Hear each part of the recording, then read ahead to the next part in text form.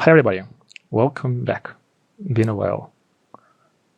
So it becomes a routine that every new episode comes with a disclaimer that I tried to do this a long time ago, and hopefully the time has come. In a sense that, part of my goals with this event, with this meetup, was to find like-minded people and discuss interesting things. And the topic of blockchain passively interests me for the past 4 or 5 years. And this interest gets more and more active in the most recent years. So I'm more than happy we have enough of a forum to have a proper conversation. Looking forward to all the questions.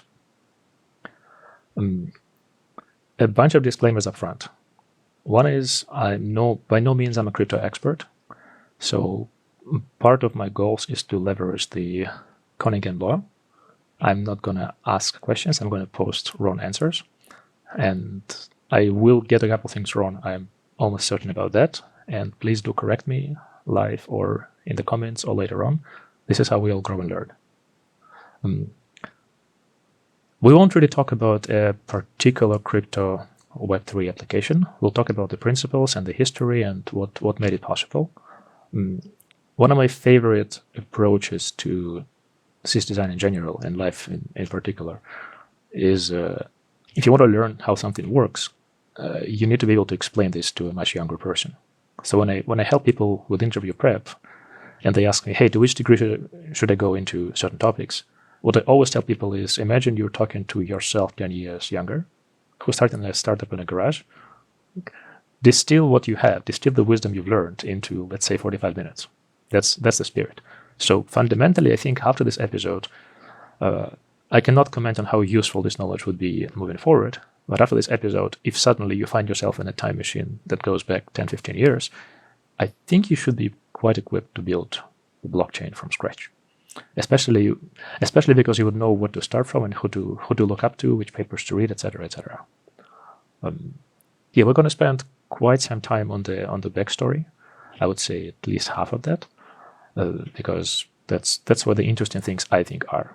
And we will stay pretty much first principled, pretty much theory first. There are a lot of things I'm consciously avoiding.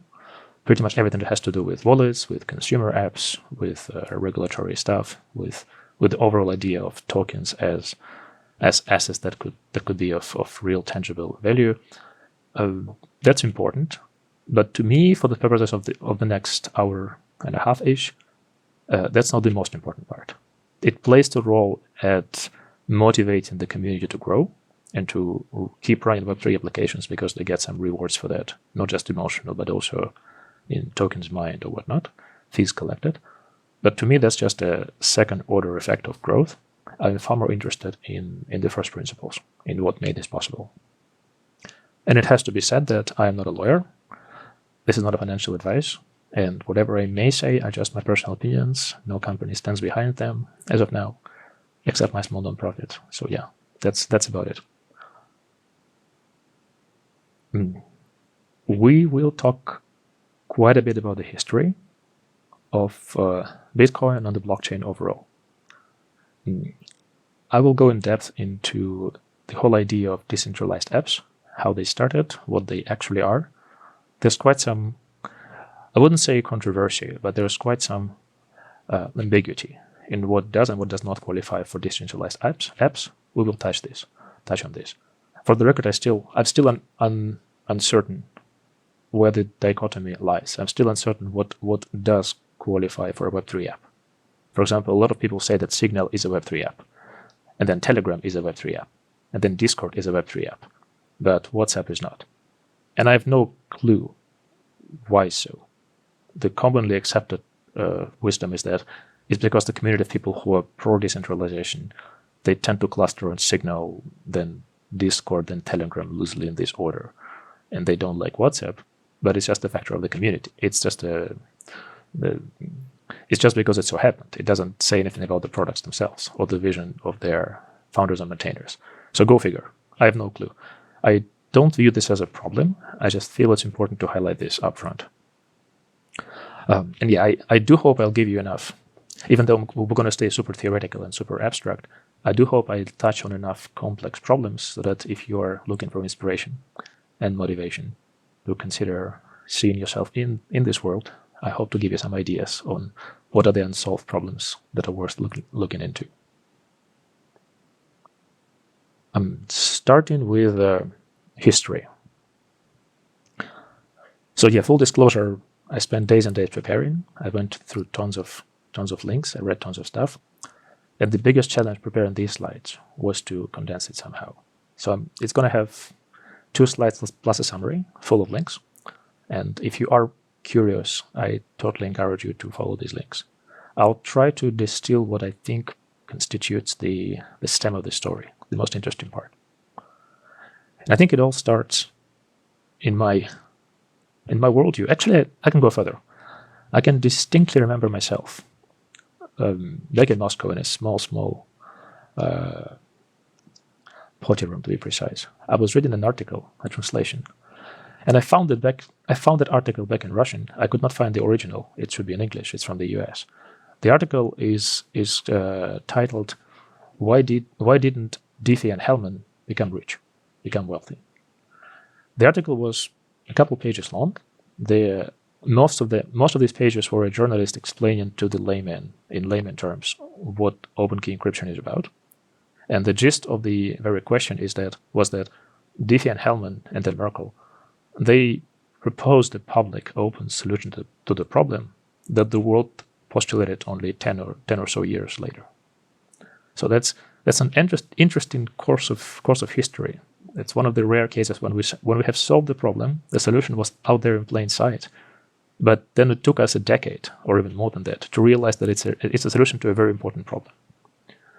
So what they proposed is the idea of open key encryption or public key encryption, or it's also known as asymmetric encryption. The idea is that before asymmetric encryption, all this digital idea to conceal the data was based on the principle that there's something we exchange beforehand, the code, the key, what you use to encode and then decode the message. And then assuming you and me have the same key or the same pair of keys or whatnot, I can have a message, I can encode it, send it to you, you can decode it. And cryptography is pretty much about making sure that the algorithm we use makes it difficult to decipher the content of the message without having the keys. What public key encryption made possible is that I can publish to an open channel. How can you encode the message that goes to me? So only I can decipher it. But if you want to send a message that only I can read, I'm pretty much telling you up front, I'm telling you guys wide open. To send a message to me, use this key to encrypt it.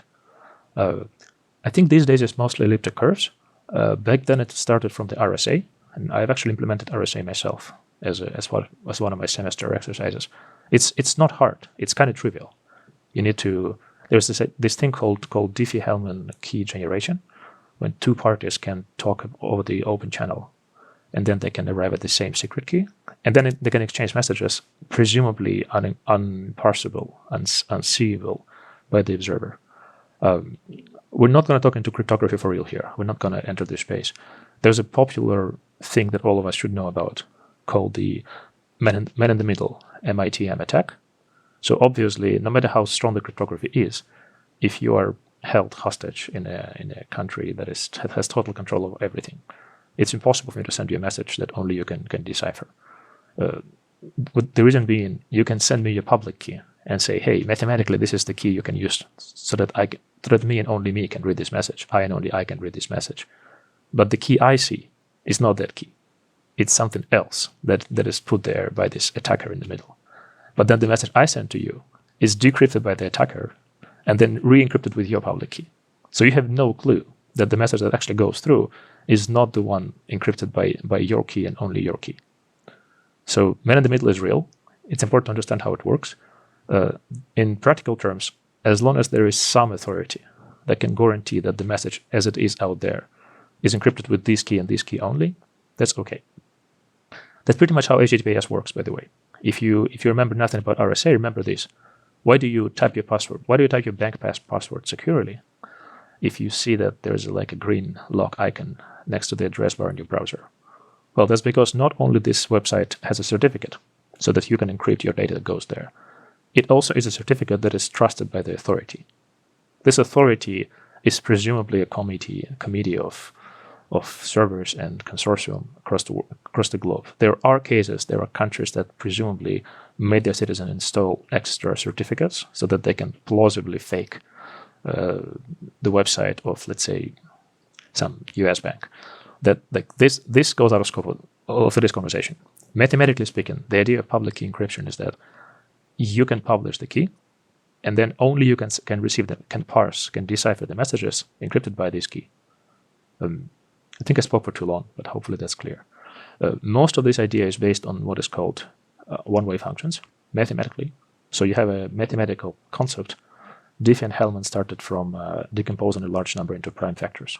That's why most of RSA is based on generating large prime numbers and multiplying two of them together.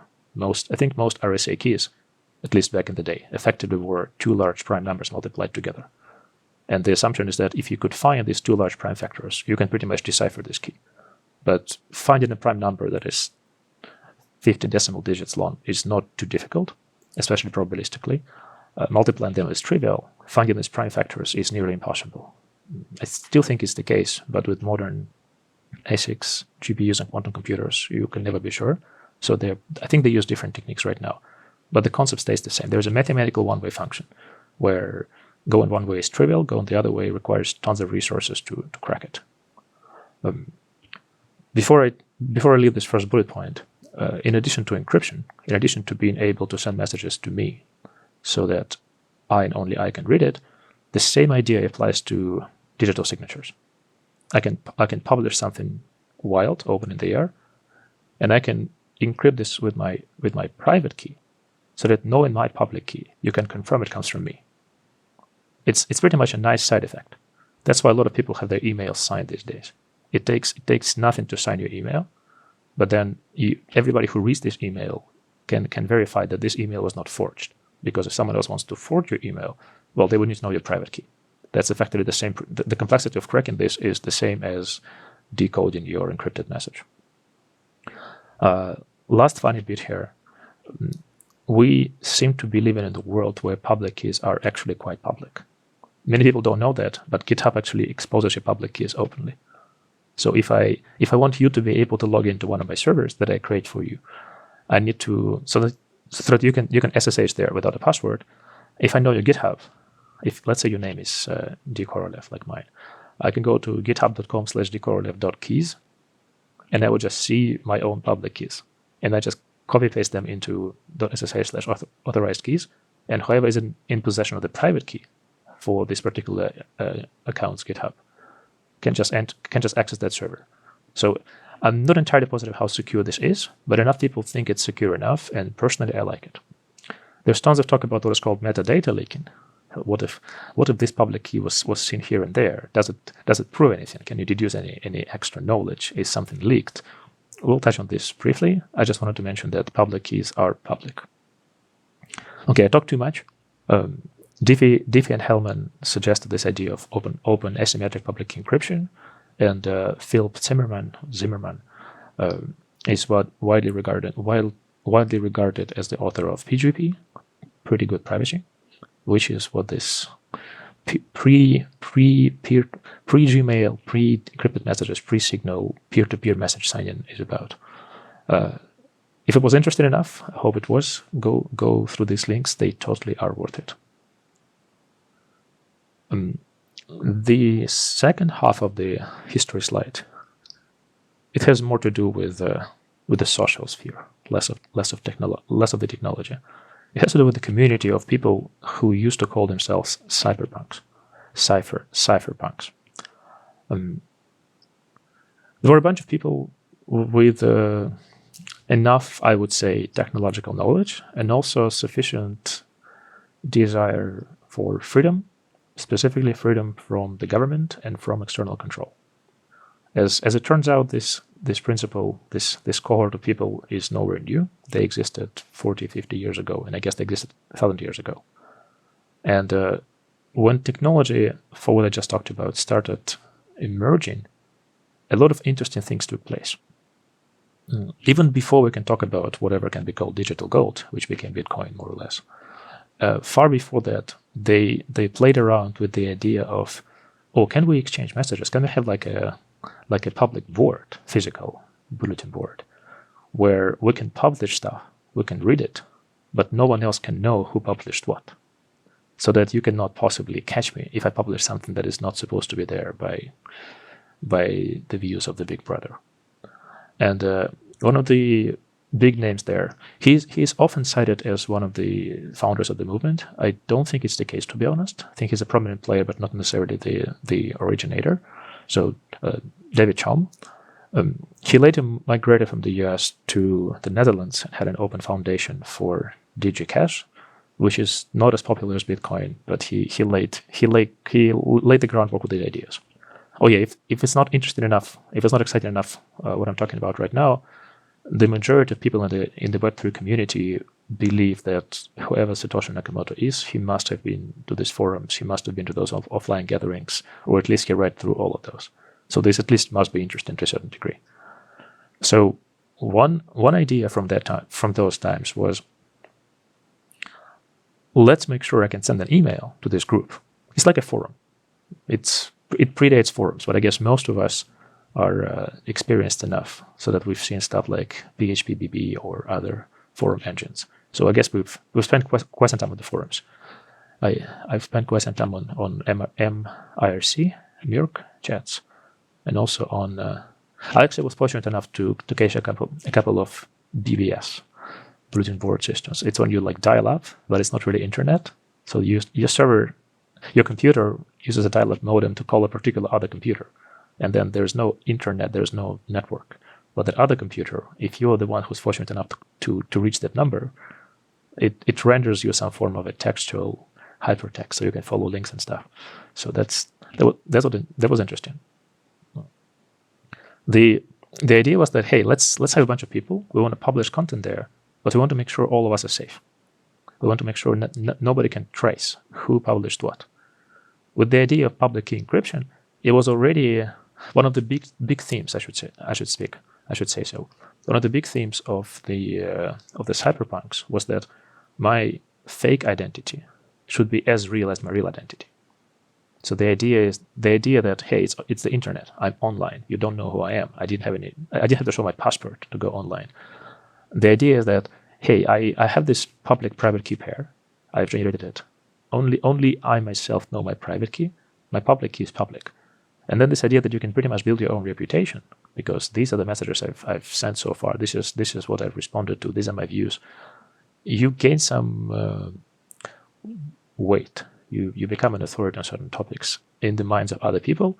And there was this huge idea in the cyberpunk community that we don't care who you are. You have multiple identities. That's perfectly fine, as long as we like your views and we want you to be there.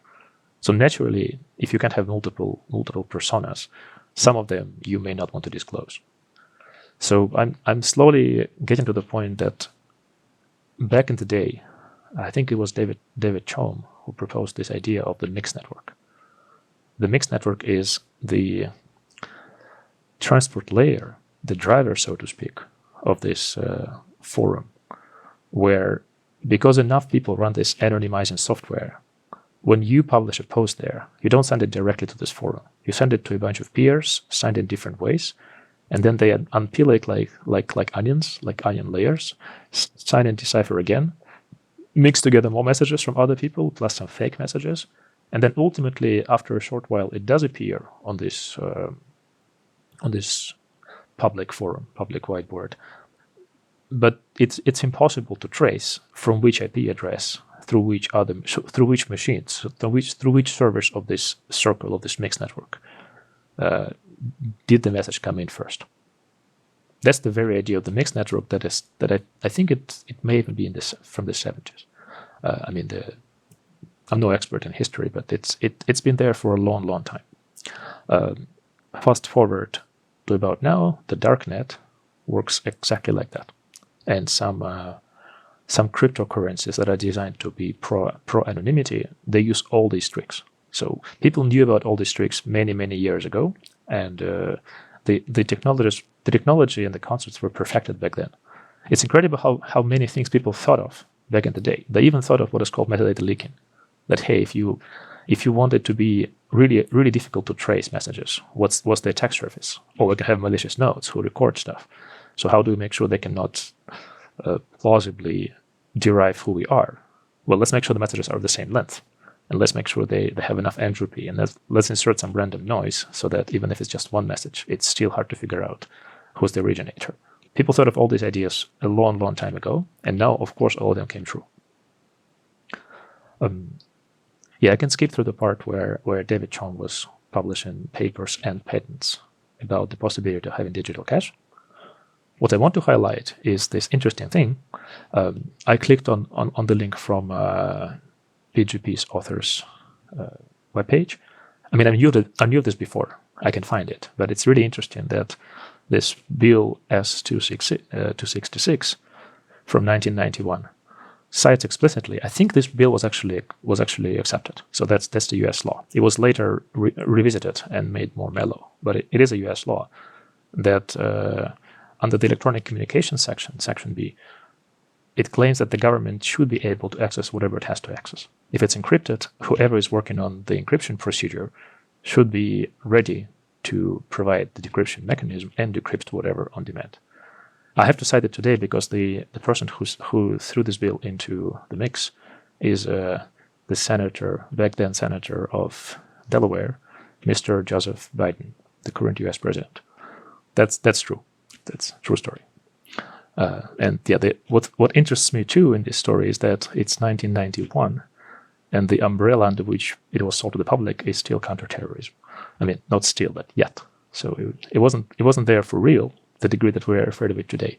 But the people who warned us that the government, the big brother, is going to start thinking this way, these guys are talking about this from the 70s, and it was pretty much the case in the 90s. Even though, ask any teenager today, they would say this threat only became real far more recently. So it was a long intro, a long history lesson. I think, yeah, had it been a history class, I would have failed it. But what I'm trying to deliver is that the Web3 technology, crypto in particular, it didn't quite emerge randomly out of thin air. It wasn't that we were doing things here and there for fun, and then suddenly there is Satoshi who writes the white paper, and suddenly Bitcoin takes off. The field was pretty much ready for this. I'll share a bit more about the field in a moment. But we had to, a society back in early 2000s did come to the point where we had enough technology and enough demand and enough enthusiasts to make things work. We were missing a couple of pieces, which Satoshi has put together. But if it was not him, there would be someone else within years, if not months after. That's my key point. So yeah, the recap is, I mostly talked about this now. I don't want to get into this sociological aspects, but I think the important takeaway is that on the one hand, the Cypherpunks community has mostly lost, in the sense that their ideals were mostly betrayed. If you take a person from there, freeze them in 1970s or 80s, and then freeze them today, they would say, hey, I told you. That's exactly the world I did not want to live in into the future. We have no privacy, everything is centralized, we have the big data is synonymous with Big Brother. Regulations are insane, you cannot just build what you want to build and be private enough, and so on. But I do want to give them enough credit. I want to give them a lot of credit, to be honest, because a lot of things they did do right. I think the most important things they did right, the most important social contribution the community had up to today, is that the idea of public encryption, the idea that the encryption technology and algorithms belongs in the public domain, so that it's by the people for the people. This idea is right now undisputed. There actually were periods in history when people seriously thought that it's too dangerous to be able to encrypt messages in a secure way. It's too dangerous for the public to have access to this. This should be a strictly military technology. In a way, so it turns out, if you look deeper into the historic documents, it turns out agencies who are working on this behind the closed doors, they don't like publicity. So when Diffie-Hellman started publishing their stuff, turns out some UK Navy was working on this. And so what they tried to publish, they were like, Diffie-Hellman tried to publish stuff, they were pushed back. They were told, hey, don't do it. It's confidential, it's top secret. It's It's about the intelligence. It's about the strength of the nation in the military meaning of the word. When they pushed harder, when enough community members tried to push further forward with this idea of publishing books with presumably confidential classified algorithms, the agencies pushed back, and it was published both in the UK and the US. It's really interesting that some things were kind of known in the UK before the US.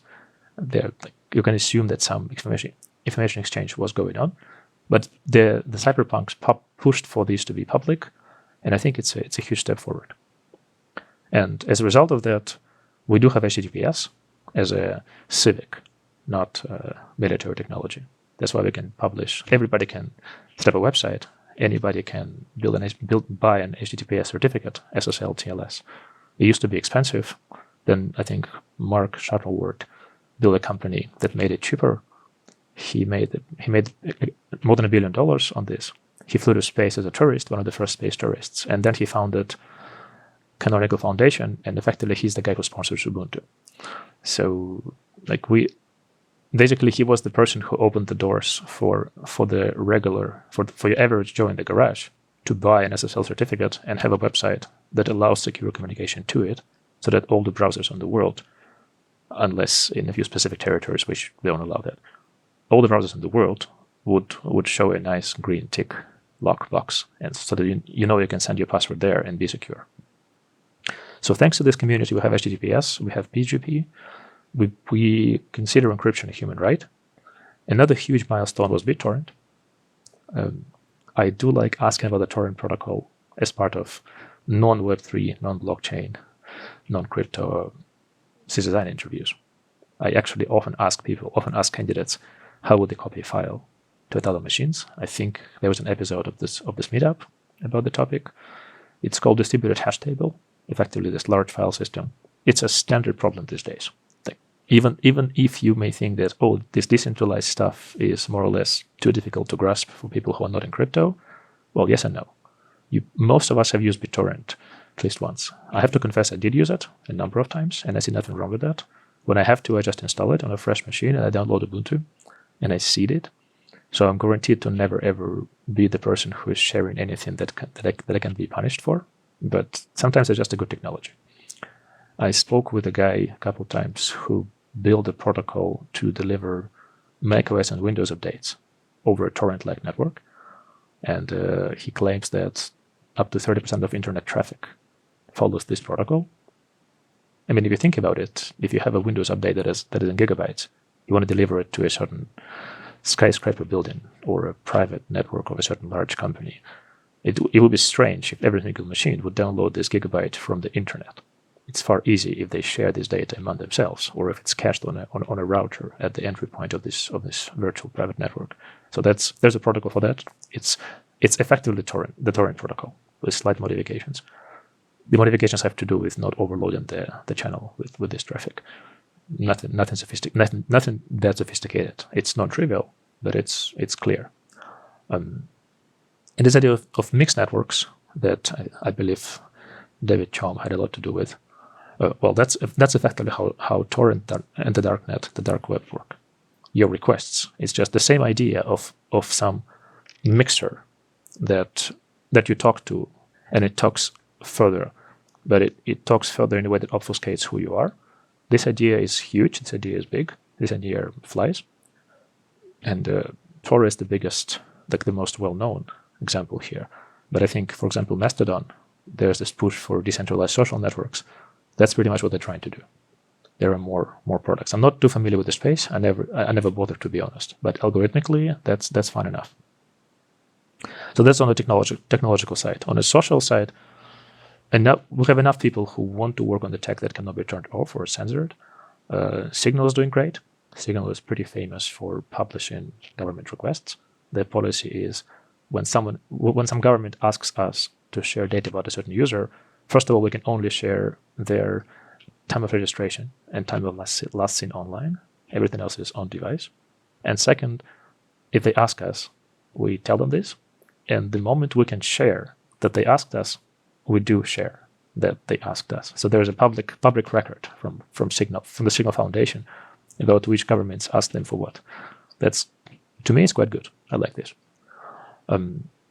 So yeah, overall, even though I think the Cypherpunks have mostly lost the large war, they won a couple battles in our hearts, and it turns out the idea is alive and well, and there are enough people who follow the same principles. The world has changed to a large degree, but the idea still lives, which I think is quite impressive.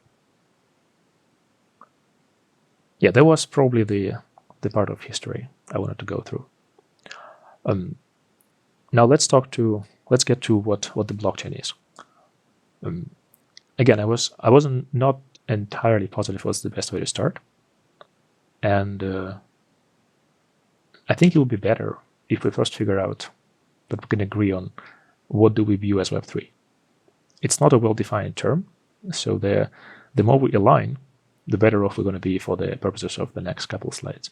Again, my goal is to give you enough fundamentals so that hypothetically, if you get transported back in time, you have enough solid grounds to stand on to build it from scratch. And when I was thinking how to structure my thoughts on what Web3 is, what I came to is, let's talk about deployment. Let's talk about how your code is actually run. There's a nice saying. I think it may well predate the actual explosion of the cryptocurrency space. There's a nice saying that there's no cloud. The cloud is just someone else's computer. And if you are building a traditional application, you own the hardware. It's either your own computer, your own machine, or it may be your own data center that you have built and maintain. Could be the cloud, but the cloud is still mostly yours. You're renting it, but you have full control of over these machines.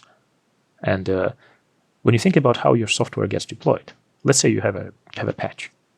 Let's say you have a feature request and you build a new version that supports this new feature. You want it to be available for the customers.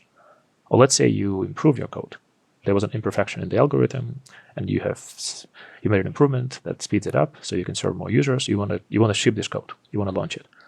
These concepts are not unfamiliar in the Web3 space. If you're Google or Facebook, you need to deploy your code. If you're Ethereum or blockchain or Bitcoin, you need to deploy your code. So in the world of centralized deployments, you have control over your machines.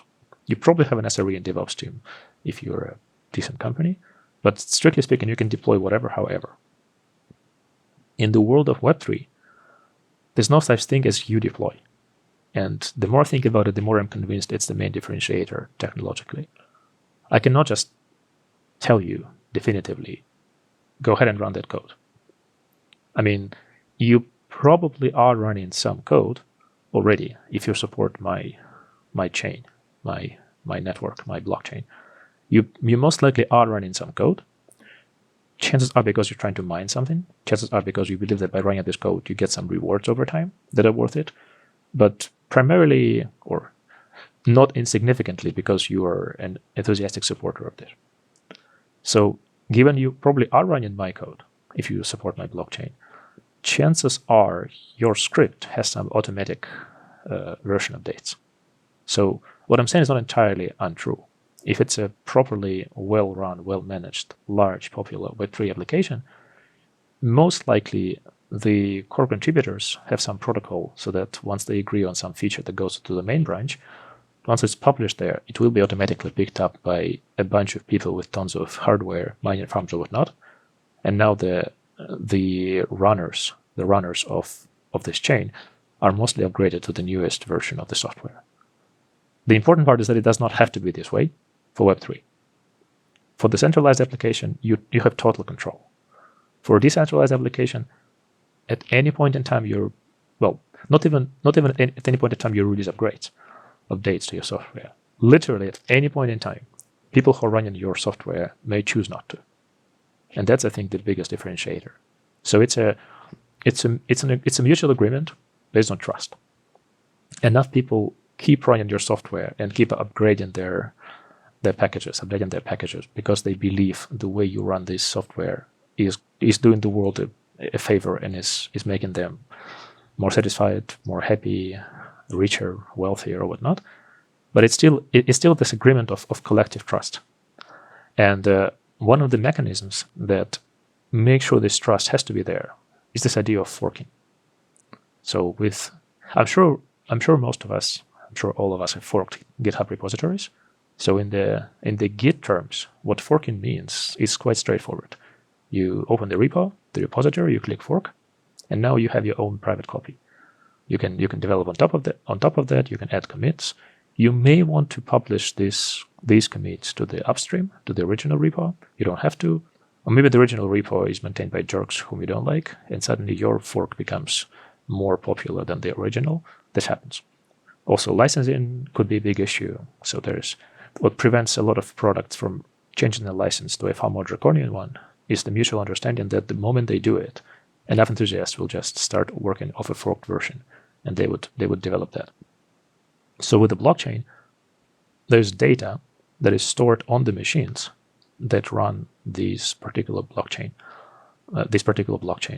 And if the community that maintains the blockchain does something strange or weird, or if it does not do what the community is asking these people to do, there's always this legitimate risk that someone forks this, and as soon as this someone gets enough support among the people who actually run this software, chances are this fork may outrun, take over the existing blockchain.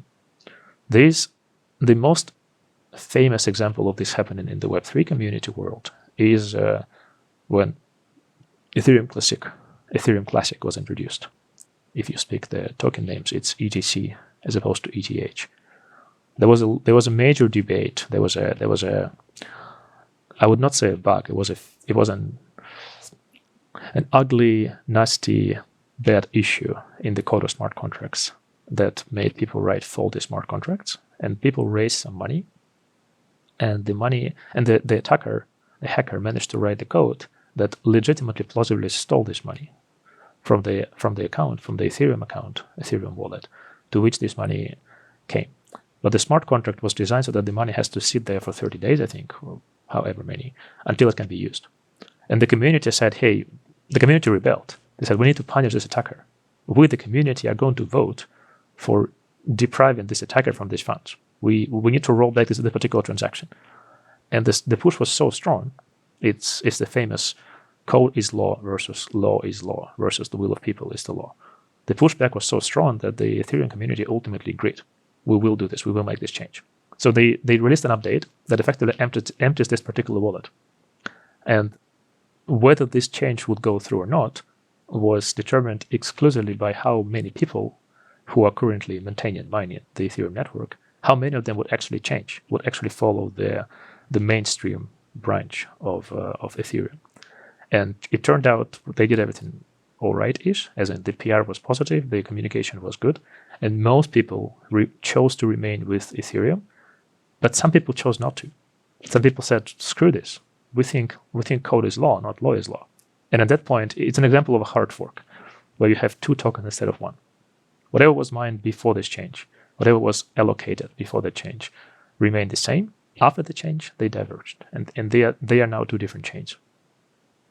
As a more noticeable example, just less talked about, this idea that Ethereum moved towards proof of stake from proof of work, that's effectively a major version change.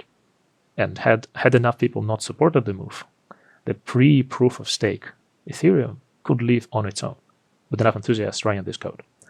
Just when I say enthusiasts, it mostly translates to mining farms these days. So that's real business, real money involved, real hardware costs, power costs, but still, I still think the word enthusiast does apply. So the bottom line is it's about the community, it's about the credibility of those who run the community, and it's this nice dance, as opposed to the centralized world where the owners of the code and software and hardware can do whatever they want. You don't have any control over what Facebook does tomorrow. In the world of crypto, the control is real. The control effectively, this collective agreement is always kept in mind at any point in time, because the threat of your supporters no longer supporting you and you being on your own, this threat is real. Am I making sense so far?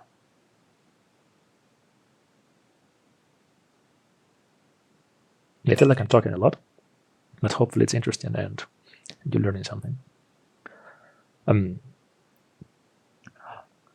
I wanted to talk at a certain point about what makes people run those nodes, but I think we can skip this part. Fundamentally, the idea is that there are a bunch of enthusiasts, like the people who used to run those mixed networks back in the days, and then it mostly turns out that people benefit from running those nodes. So torrent is extremely good of an example, because people who run torrent nodes, most of them run torrent nodes not because they're good Samaritans and want to help the world, but because they want to download something from torrents. So it's a well-aligned incentives mechanism.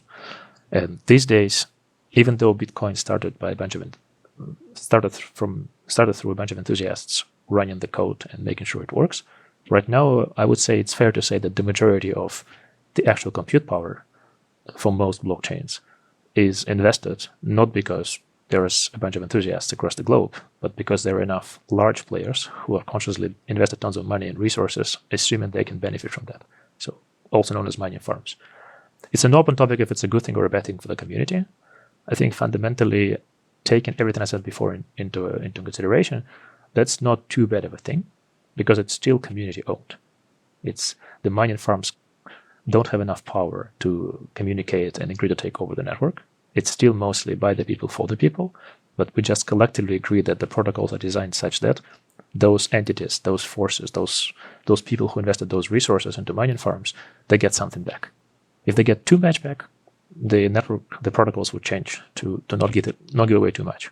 They get too little back, at a certain point the network may change again to make sure they have enough, because the network needs these entities, these people, as much as they need the network. So in my book, it's a very fair symbiotic relationship, and I'm happy it's proven to be stable, even though I was a skeptic for quite a few years in many ways.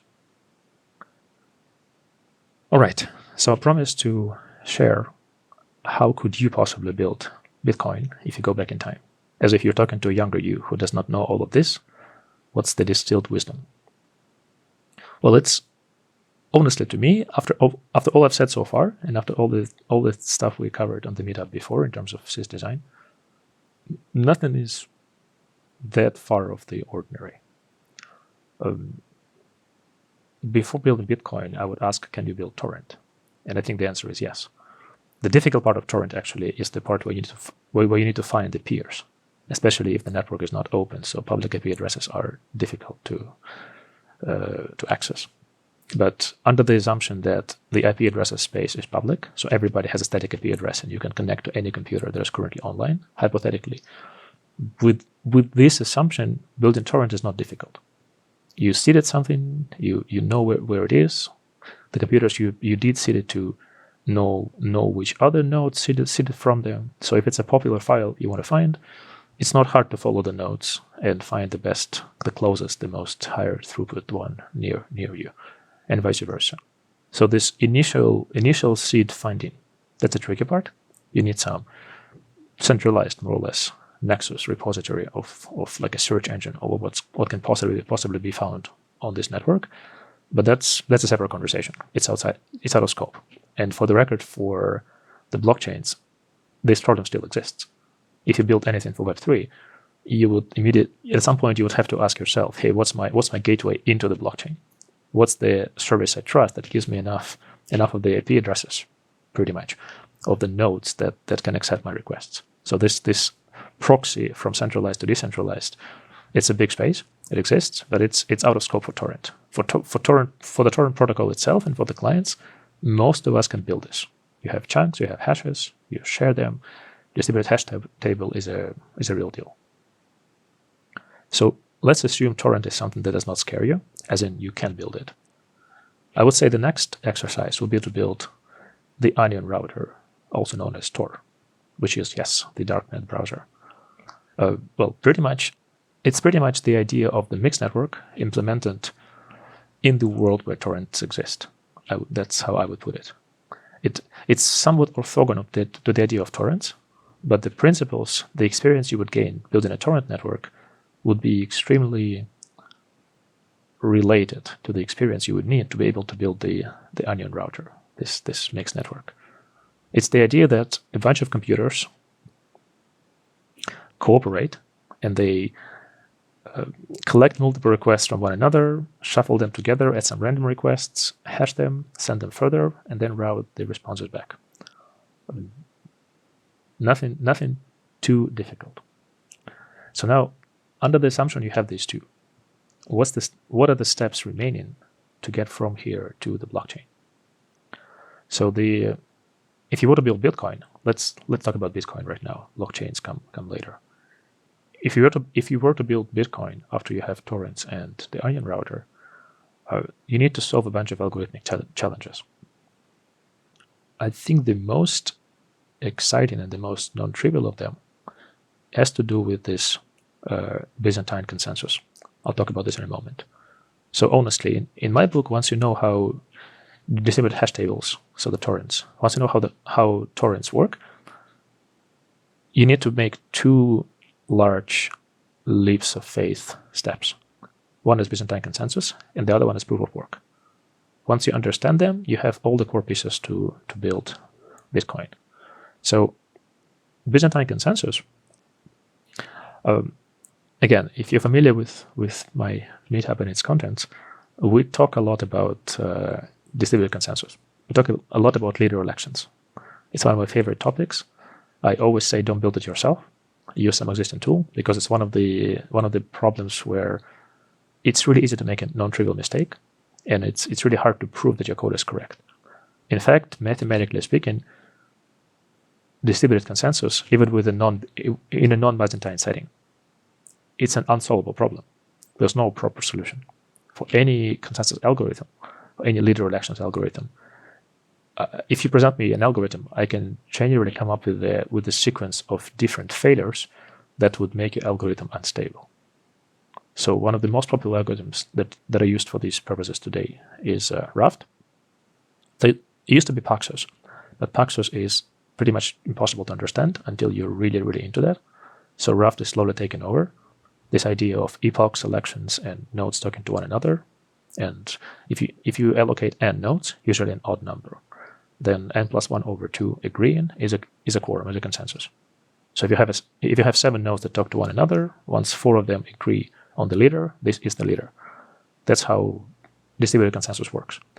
I think in the case of Raft, the counterexample is quite easy to construct. You just need 2 nodes to have a flaky network between them for one of them to be a leader, and it's going to flip between one and the other.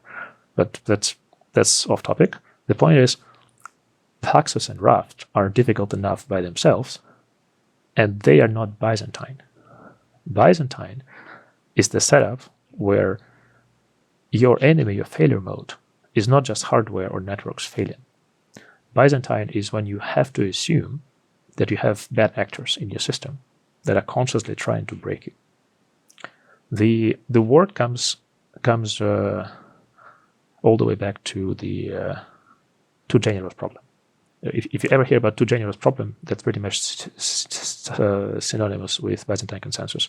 The idea is that there's an army in the valley, and there are 2 attacking armies on 2 sides of this valley, like left and right. And if they attack together, jointly, they win. They can crush the army that is in the valley. But if they attack separately, this defending army can finish off both halves of the army. So they need to somehow communicate to agree on the time of attack. Let's say, so if they agree we attack at noon, then they attack at noon both and win. If somehow they attack at different times, they lose. But the only way to send messages to one another is through messengers who go through the controlled territory by the enemy, and each and every message can be lost. So this idea, and it's a mathematical problem statement, and the solution to that, well, rather than solution is the wrong word. And the result of thinking about this problem is that there is no way that guarantees message delivery. You cannot possibly agree that we're going to attack at noon, because you have no idea which messengers have been intercepted. And you can do tons of encryption, so you can design your encryption scheme such that even if they catch the messenger, you need to torture him or her. They cannot possibly get any data, any knowledge. But still, let's say you send a message, we're going to attack at noon, and then you get back a confirmation, we got this message. Maybe you changed your plans. Maybe noon is not a good time. Maybe you changed it. You send the next message, hey, wait, drop that, we're attacking at 1. how do you know this message was delivered? How do you know it was received? So this is exactly this unsolvable consensus problem. In the world of building a blockchain, on the one hand, we are armed by the knowledge of all the public key encryption mechanisms. So I can send a message and I can encrypt it with my public key. And if you trust this to be my public key, you know that the message was sent by me. If you have, so the first shot at solving this problem, let's try to generalize Paxos or Raft, right? So we have 7 nodes, 4 need to agree. Let's say these 4 nodes talk to one another in encrypted messages. Each of these 7 nodes has its own private key. And let's assume these keys are not leaked because it's too difficult. Then in theory, as long as these nodes, so as long as n+1/2, so 4 out of 7 nodes, confirm they are in agreement who the leader is, you solve the problem. In practice, the attack surface is just much broader for distributed Byzantine consensus compared to the standard Raft of Paxos. Yeah, I guess I've talked too much, but the idea is pretty much the same. You need to have this idea of a quorum that agrees on something. This something in the world of blockchain would be this main branch, the longest chain, and this longest chain is the truth. I'll show them in a moment. So yeah, again, I've talked too much. I guess that's what I am when I'm jet lagged. But the idea is if you know how to solve the Raft of Paxos problem, once you generalize this to an unknown upfront number of machines and imperfect adversarial environment where other agents are deliberately trying to deceive you, and these other agents have control over tons of resources, so they can buy 1 million machines in theory. This could be a large malware attack. They could invest resources. They have probably control of large agencies such as government bodies. If you were to solve the cryptographic problem in this setup, you're solving the Byzantine consensus problem, and that's a hard one. And yeah, the way to solve it, again, I think I spoke about this for a moment, but the basic principles of the standard SysDesign approaches work. It's pretty easy to build the solution for this problem for a read-only system. It's once you have the leader, so to speak, or once you have the agreement about, let's say, the state of the ledger, once you know which wallet has run which transactions in which order, you can compute the balances. And for a fixed state, building a system that maintains this state is no different from building a torrent system. You just need to know what the hash of the final state, of the current state is.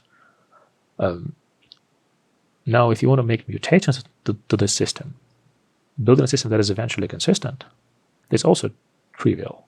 Eventually consistent would mean that it always returns some results. Well, when it's available, it returns some results, but these results may not be the final result. This may not be the actual current state. That's also quite simple. You may well just look at not the latest block in the chain. The tricky part, of course, is to build a strongly consistent system. And once you have no concurrency, once you have for as long as there is no way different transactions, different mutations can interfere with each other, that's again quite simple. The challenges arise once you need to enforce transactional guarantees, transactional invariants, across potentially competing transactions, which, of course, in the world of Bitcoin is called double spend. So the idea is that if each wallet, it should be clear by now, if it's not, I should maybe spend a minute talking about this. So each wallet on the blockchain would be effectively a pair of keys, public and private. If you know the public key is advertised, broadcast, and anybody can send funds, send tokens to this public key. But in order to send funds from this public key, you need to know the private key. The way you prove that you're the owner of the account who's allowed to make mutations is by presenting the private key. And thanks to asymmetric encryption, thanks to one-way mathematical functions, presumably it is next to impossible to derive the private key from the public key. So under these assumptions, let's say if Alice wants to send something to Bob and Charlie sends something to David, then there's no issue, there's no concurrency problems. But if Alice wants to send tokens simultaneously to Bob and Charlie, then if Alice wants to send more in total than she has, then at least one of the transactions should be rejected by the system. That's where the strong consistency guarantee kicks in. In practice, if your private key is leaked, and obviously I would imagine there are tons of bots online that would try to empty your wallet up front right away if your private key is leaked. So you need to make sure that whatever is received is guaranteed to be belonging to the recipient. That's the strong consistency problem. That's a strong consistency guarantee. In the world of Bitcoin, you only guarantee this only invariant. There's no double spend. Whatever was sent and received sits solidly on the receiver's account until they use their private key to send it further. In the world of Ethereum, you have smart contracts, you have execution, gas fees, and non-trivial things. The idea will stay the same. Let's focus on Bitcoin for now. You only need to ensure the truth of one invariant, the lack of double spend. In a way, again, speaking in standard SysDesign terms, this has a lot to do with this total or partial order problem. Same as with Kafka topics. Within one partition of a given topic, between any two messages, one has come strictly before the other. Across topics or across partitions, the order is only partial, so you can no longer guarantee that said message came before or after the other one. So the way the blockchain works effectively is by imposing this order. At a certain point, if two transactions compete so that only one of them can execute, there must be a consensus on which of these two came first. And speaking in computer science, SysDesign, Einstein relativistic terms, this idea of who came first makes no sense in a distributed setting, because came first as seen by whom? If the public key is leaked and two hackers are trying to empty the wallet, one of them issues a transaction in Japan and the other one in the UK, well, clearly the ping is large enough by itself. So some consensus mechanism has to be built that would eventually agree on the blockchain level, on the global blockchain level, that hey, the Japanese transaction is the one to give preference to, and the UK one should fail. That's in a nutshell what the blockchain maintenance algorithm does. And the way it does it is through, again, speaking about blockchain only so far, speaking about Bitcoin only so far, the way it does it is through the idea of the longest chain and a proof of work. And one of the veterans of this meetup sent me this link. I think it's a really good one. I think I have it open. Not, I'm gonna open it. It's at least 2 videos, maybe more, but there is a live demo that actually does the job. I'm going to put you guys down my screen. So the way it works is, that's effectively the trivial blockchain. Once you get a feel of how this works, you know most of what you need to know to build Bitcoin in 2008. You have the block number, and you have some random data here. And it has turned red. This block has turned red because the hash of it does not start with a bunch of zeros. Mining is effectively finding some nonce, if I remember correctly, that make sure the hash starts with 4 zeros. In hexadecimal, 4 zeros are 65k. So approximately one of 65k nonces would work.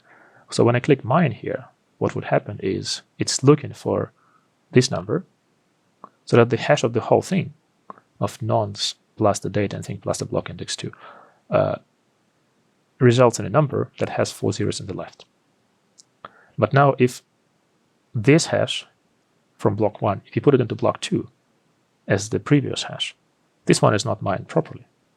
So whatever I change in the block before, so this is now green, whatever I change in the block before makes everything that goes past it red.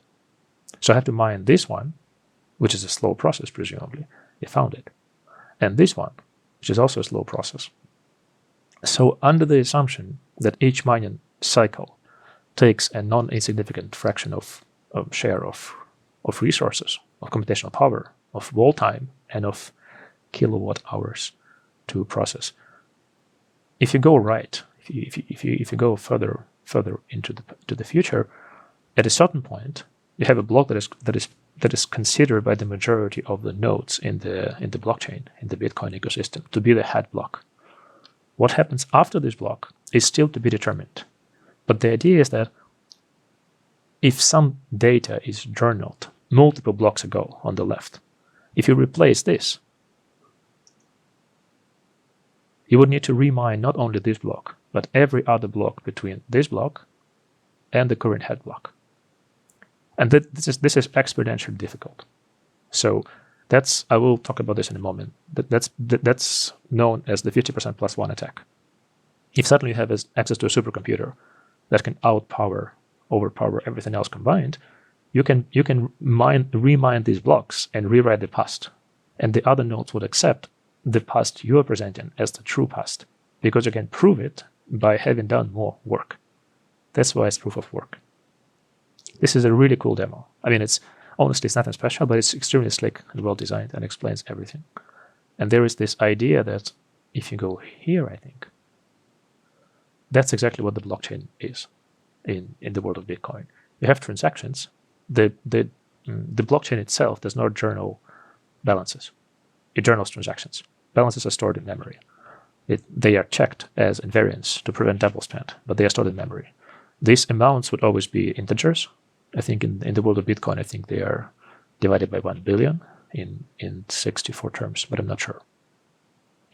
In Ethereum, it's also one of a small fraction called WEI, W-E-I.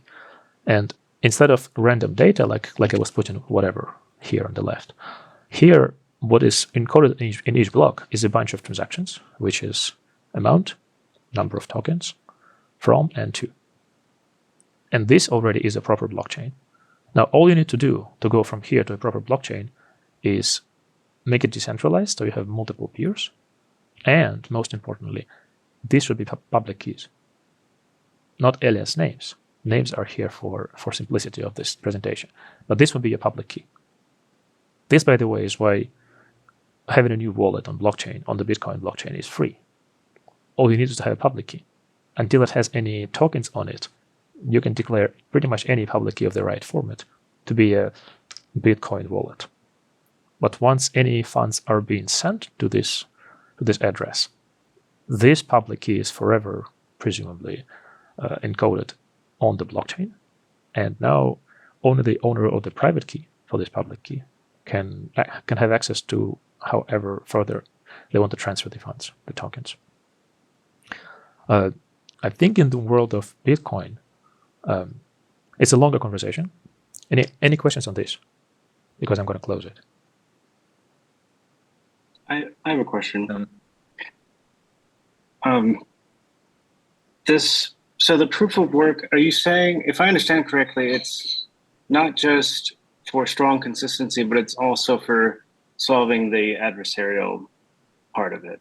Is that true? It's the algorithmic and mathematical trick to solve the Byzantine Consensus problem. Because the proof of work makes it too expensive to rewrite history past a certain point. And that's pretty much why it has to be work. Yeah, that's a good point. Philosophically, you replace trust in part of your own system. If you are centralized, if you're building Paxos or if you're building Consul, you can trust your own hardware. You can trust your own algorithms. In a decentralized setting, you cannot. So, in order to have some initial seed proof of consensus, source of agreement, the best thing Satoshi came up with back then is proof of work. I have a slide later on proof of stake. That's a different concept. We'll get there. But yeah, fundamentally, you want to make it expensive to recompute this stuff. That's why I think in the world of Bitcoin, the transaction is considered settled once the block which encodes this transaction is not the accepted head block, but I think at least 4 or 5 blocks down the chain. So that it's already expensive enough to overwrite it. The very head block can flip. Maybe there were indeed 2 competing transactions, and approximately half the chain took one of them as the true one, and the other one was rejected. The other half of the chain took the other path. So they need to converge. They would vote, right? They would vote by the weight or the amount of work they have done.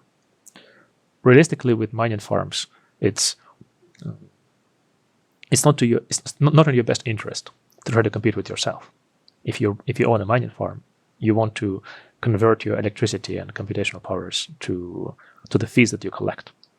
So realistically, you actually want to be agreeing within yourself. I'm pretty sure there's custom software and custom algorithms to run a large enough farm efficiently. But it's far beyond 2008. It's not what I'm trying to explain right now, and it's not something I'm familiar with. I only have first principles knowledge. But back then, yeah, as long as you make it difficult enough to present the proof of a lot of work, that's the philosophical source of it's the origin of consensus in the world where you can trust nobody. Okay. I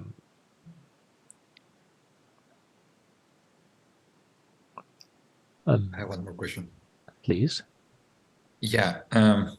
Should we do some mechanism for protection from hash collisions? Because they could still occur and they could be still a source of attack. And I mean, there could be some added to this like ledger thing, like for the balances transfer, for example, such that, for example, like changing the numbers will make the same hash for the whole block. So that's why like all the history will still remain, but yeah, the data is basically changed. So yeah, the question is, are there any mechanisms for protection for it? So for the part of the question that I did understand, look, collisions by themselves are not the concern. If you found the nonce here that makes the hash start from 4 zeros, you have found the proof for this block. There's no requirement in the system that there's only one proof for the block. If my mining node found this nonce and yours found the other one, yes, they are different blocks. Yes, different parts of the system can use my block or your block to begin building on top of that. But ultimately, the longest chain wins. So one of our blocks would be thrown into the waste, and the other one would win. This determines who of us would get the mining fees for those transactions, but those are details. The point is, there's no need for the nonce to be unique. In this particular example, hash collision would just result in a short-lived candidate for inclusion into the longest chain, which would ultimately be discarded, one of them. And when it comes to hash, honestly, look at the crypto space, the hash collision issue is not really an issue, because like, what if you hypothetically stumble upon the same private key? That's not impossible. It's just extremely unlikely, and the consequences are still quite limited, in a sense that the chain itself is far stronger than each of its parts. So if somehow I manage to sign the block as if I am a possession of your private key, well, the worst that could happen is I can transfer your money without your consent, your funds, your tokens. But that's still, it's terrible for you, but it does not invalidate the whole chain. The whole idea, the whole genius of Satoshi is to have this framework where the chain itself is stronger than individual parts. And that's what he succeeded at doing. I think I answered the first half of the question. The second half I didn't quite follow. Maybe you could ask deeper. Yeah. So the thing is that can we replace the block which was already mined, already having the hash and already like chained after it, with some other block which will be having the very same hash because of the hash collisions, such that it will change like the state of the blockchain? I think the flaw in your argument is in this statement, in the phrase "already mined." Already mined is not black and white. So look, if you want to, let's consider the 50% plus one attack. How does it look from inside the blockchain? Some other entity, a malicious entity with a supercomputer, you're mining your blocks, they're mining their blocks, and they are proving transactions that should not be proved to begin with. What happens is you have your chain, and this malicious entity has its own chain. And for their chain to become the main chain, that chain has to perform more work to prove their chain is bigger, is heavier in the amount of work done than the other chain. That's just it. So if it's just about a hash collision, you would potentially have a sub chain, but it would never be a mined block. The network would quickly adjust within a few single-digit epochs, probably 3 or 4. That block would be discarded because the chain that is not included is longer and heavier and is being appended to compared to the other one. I'm still not sure I'm answering the right question. Yeah, I mean, like, I feel that, for example, if you have like already this block with already like calculated hash, all the data stored there, and then we have already chain after it, like relying on this hash, which was right there.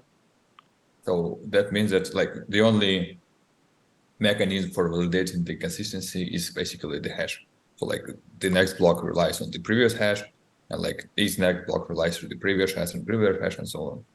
And so like that means that theoretically it seems to be very low like probability and so, but like if you'll find if you have already chain, which was already like there in the blockchain, already validated and so, but theoretically we seem to be able to replace this block with some other data, which will be kind of basically other, but having the very same hash, maybe with the other nodes as well. Wait. Oh, I see. So there are a couple of things you said. I think I can unpack it right now. So forget the actual attack. Let's talk about hash collision, as in, what if you could hypothetically have a different block, but I could add some random transactions to this block, some random data, which makes its hash identical to the hash that's already in the block. Yeah, well, this is not impossible, of course. It's just, to my untrained mathematical brain, this looks far less likely than guessing a private key of half of the accounts on the network. So, I mean, yeah, mathematically speaking, this attack vector is possible. Pragmatically speaking, for the cryptographic algorithms used these days, it is just so impossible in practice. And if they use CRC or MD5, something like what you're saying could be attacked with all the modern hashes used, and I think they use up-to-date hashes. And even if they don't, if there's a suspicion something could go wrong, the core team of every major blockchain is working right now to mitigate this, possibly by changing the algorithm used starting from certain block like 2 weeks from now. So I would not worry about this. I mean, when I thought of the blockchain many years ago first, when I started thinking about the space, I still feel that the discounting the total regulation, the major risk for the blockchain is a large enough entity building a powerful enough computer specialized to this goal and hijacking everything. And I've realized this particular risk factor is almost non-existent, because it's still, in order to actually take over the blockchain, not only you would need to compute all these hashes faster than the competitors, you would also need to effectively hack every single private key. So if there's any block right now, today on the blockchain, on any major blockchain, that can be plausibly suspected to be malicious, if there's any person who's saying, hey, this is my private key, this is the transaction ID, look at this, the transaction was made from my account, which I did not authorize. That's immediately proof that either we have something really wrong with our cryptographic algorithms, which is unlikely, or the particular entity that mined this block is trying to do something fishy, specifically by claiming my tokens. And if this actually happens for real, not only is going to be frozen, like trading can be frozen on the trading floor because something bad is going on. So I think in this case, if it were to happen, the community of that particular blockchain would say, hey, we freeze everything until we figure out what to do. And then a couple hours later, they would say, hey, we unfreeze this and we start from there. Please, we apply these transactions as quickly as we could. We're behind by a couple of days. We're going to fix it in the next, 6 hours. Be patient. So it actually is, if you consider the mathematics plus the community of developers, plus the community of whoever runs this blockchain on whoever machines it is deployed, if you consider all these factors combined, that's quite a robust self-healing system. That's what I'm trying to say. Yeah. Good question. Thank you. I hope I answered it. yeah, so I need to go back to where? To here. All right. Yeah, I actually did not expect this live demo to be so useful, which means I still underestimate the value of visuals. Thanks to the person who sent me this link. You are awesome. We love you. All right, that's pretty much like a recap of the first major part. I think we're at 60-something%. So as any entrepreneur, as any founder would ask in the modern world of online businesses, why now? Like if you were to pitch this idea in 2008 when Satoshi published his paper, you would have to explain. Like we need to, in order to understand this phenomenon better, we need to understand why did it happen back then? Why not 10 years before, and why not 10 years after? Well, the answer is quite simple, because a lot of things have aligned well. I think so. The public key encryption was widely adopted. The Cypherpunks community, well, they went hiding into the closet. They were less prominent, but the torrent technology was there. The Tor browser is there, and people do think about new modern decentralized approaches. And I think it must have to do with the internet becoming more and more prevalent. But I think what's more important, we had a bunch of enthusiasts who are interested in a product like Bitcoin. So they were attempts to build something like Bitcoin for a long time. I think fundamentally the idea of the proof of work is what made sure it took off. There was a novel approach back then. But if not that, something else similar, likely based on some one-way mathematical functions, would fly.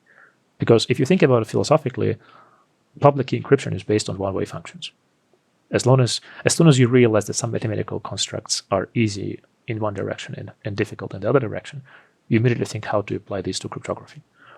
Now, you need a similar idea to build a decentralized consensus in a Byzantine setting, which is what proof of work proves to be. So that's about it. So now, I was trying to argue to defend the case that, hey, here's how you built the early Bitcoin. Let's step back and figure out what have we built. What we have built so far is this store of value and/or the exchange medium. And again, there's a huge disclaimer here that I don't really want to go into the monetary concepts of value as in wealth and regulation and stuff like that. What I'm trying to say is that we just built the distributed hash map that stores transactions and from which you can derive balances of tokens. We don't have smart contracts yet. We don't have anything that has to do with audit, with tons of stuff that we use today.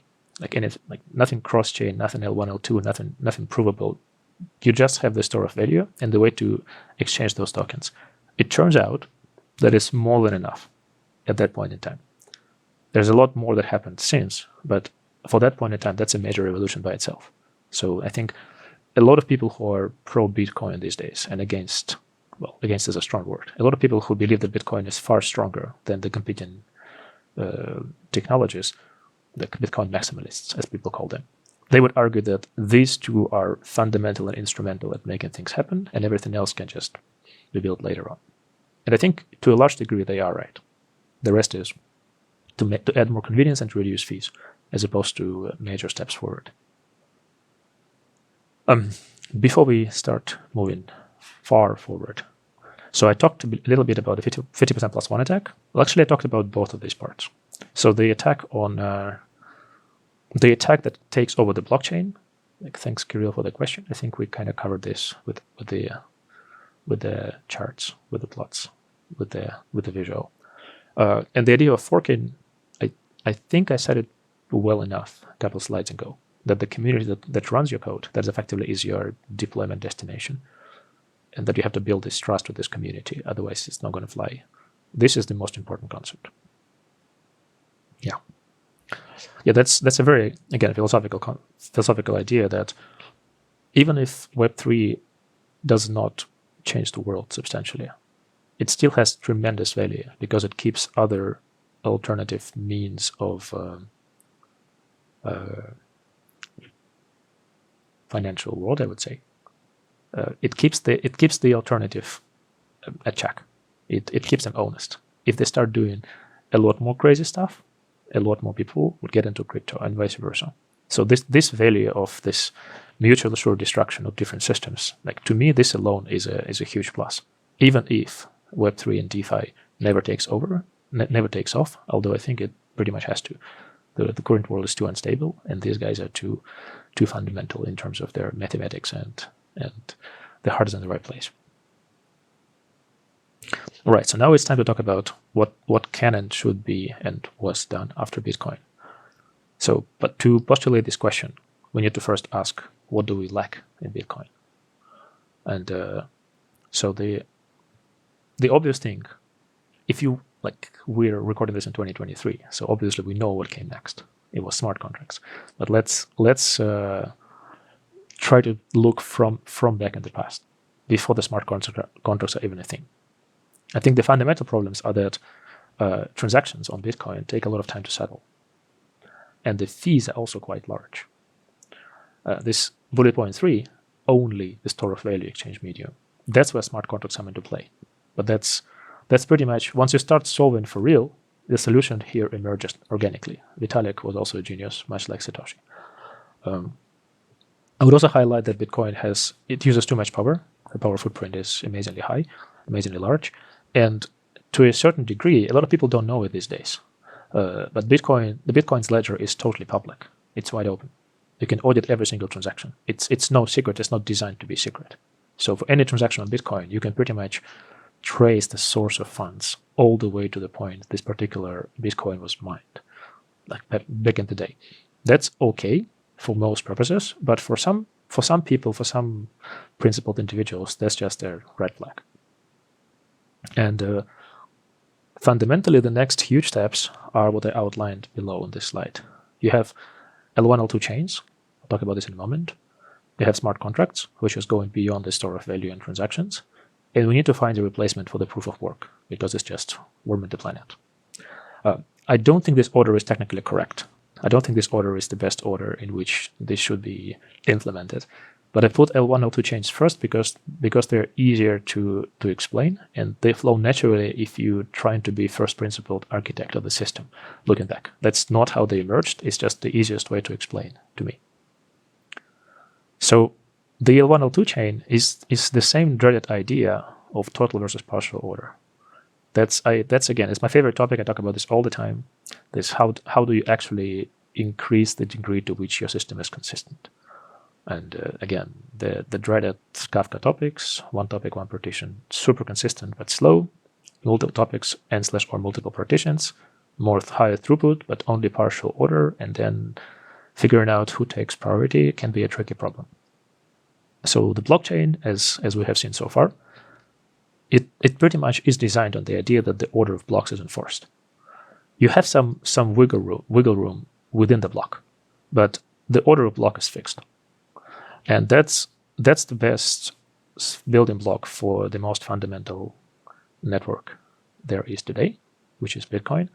But it's not always the best solution because, as I said before, trying to minimize fees, trying to speed up transactions and increase throughput, clearly there's just no way you're going to avoid thinking of the cheapest and easiest way, which is multiple parallel chains, multiple parallel topics, partitions, and Kafka terms. That's exactly what L2 chains are. So the idea is that you can, in many cases, you can replace total order by partial order as long as you have the mechanisms to reconcile. So now it's an open question which of these L1, L2 separation is part of the chain itself and what is part of the cross-chain synchronization. But if you want to have a network, so don't get me wrong, there are means to take the original Bitcoin idea, even the original Bitcoin code, and tweak the parameters of chains, of blocks. You can just say, hey, you know what? I'm going to have more blocks per minute. I'm going to have the blocks longer so they contain more transactions. It is possible to use the original totally ordered chain of blocks and reduce fees and make settlement times shorter. Somehow this idea doesn't fly. It's more of a social question why. But I think it's easy. It's hard to prove why it should be the case, but it's easy to explain in retrospect. The explanation is that Bitcoin's value is fundamentally in its conservatism. So why not keep it the way it is so that people trust it? And if your true goal is to minimize transaction fees, for example, and improve settlement times, just use something else. That's just how the world seems to be today. So if you were to build this new thing, what you would end up doing is you're going to have multiple chains running in parallel that are synchronized at certain points. And the way they are synchronized are effectively by writing a record into each of these chains saying, hey, up to this point, so you have multiple chains, that's A and B, right? You'd write into A that, hey, up to this point in B, A is consistent. It reflects the state of B. And then you have this cross-chain, cross-shard or whatnot transactions that settle if it's token transfer, settle the tokens. Otherwise, they can settle the state of the smart contract execution or whatnot. I know I'm probably sounding a bit cryptic, but it's actually not too difficult. It's just the idea of replacing total order by partial order with frequent reconciliations wherever possible in order to increase parallelism. Quite a trivial idea that was not present in Bitcoin for obvious reasons. Bitcoin was the first one. It was not present there for obvious reasons, but it's been of it being the first one.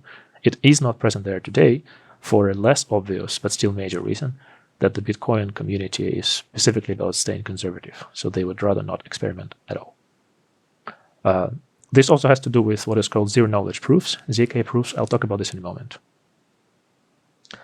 Now, for smart contracts, Vitalik has this idea that was super bold at the time, but somehow it took off. The idea was extremely simple. Why would you want to use a blockchain which can only do one thing? Preventing double spend. Why would you use this so broadly if it does not take much to be able to run any logic as part of a transaction? So he pretty much said, you know what? The chain itself is the part that ensures that the consistency of all the invariants is maintained. But the invariants themselves should not be part of the core implementation. That's pretty much user code. I can write custom code, custom invariants, and the majority of the code of Bitcoin, the majority of the ideas of Bitcoin and the code too, is not related to maintaining a particular invariant. It's related to maintaining this large-scale consensus. And that's how Ethereum was born. Vitalik just said, preventing double spend and fixing some mining rules and transaction fee collection by the miners. That's the subset of what we need to do in order for the blockchain to run. But we can do a lot more if we open the floodgates and enable people writing their own custom software, custom logic. Effectively, each node that runs Ethereum and pretty much most modern blockchains becomes not just the hash computer and hash emitter, but an interpreter, a virtual machine that runs this custom code of transactions. Again, I'm no expert. I know there is this Solidity language. I've read the spec a couple times. Both the high-level language and the low-level language make sense to me. Another major idea is that if your code takes longer to run, you have to pay higher transaction fees, known as gas fees in the Ethereum ecosystem, which again makes perfect sense. If you need to use more CPU resources on the side of miners, then you have to compensate them more for them to be incentivized to run these transactions. Otherwise, they would refuse to. That's a good idea. It seems to have worked. And yeah, this opened floodgates to bad things too. Don't talk to me about ICOs. I hate them passionately. I mean, this idea of token sales. After a couple of years of research on this space, I see the value of tokens themselves as the way to motivate people to run certain blockchain. For example, if you build decentralized GitHub, if you have GitHub that runs on its own blockchain, and I would say, hey, you know what? If you run this node, not only you can host on this decentralized distributed GitHub, you can also get the tokens of this network, of this chain. This makes sense to me. And these tokens would then grow in value and people could exchange them from other tokens or for fiat money. This makes sense to me as the proper motivation for the people who would run this, because they have a choice to send their compute power to other chains or this. But when it comes to ICO, as in decentralized raise the money, yeah, that's a sad turn of events. So I think ICOs are fraudulent schemes for the most part. There's some neutral things like NFTs. Nothing against them, they were just hyped. But there's tons of good stuff that emerged from these contracts. I think fundamentally the whole DeFi space was pretty much enabled by being able to run custom code on chain, on the like backed by the ledger, backed by the blockchain. And yeah, it's a whole different conversation. But the idea that even if we totally decouple this from actual financial instruments, forget that it has anything to do with real tangible money, which you can buy groceries for. Think about different tokens that you may have different usages for.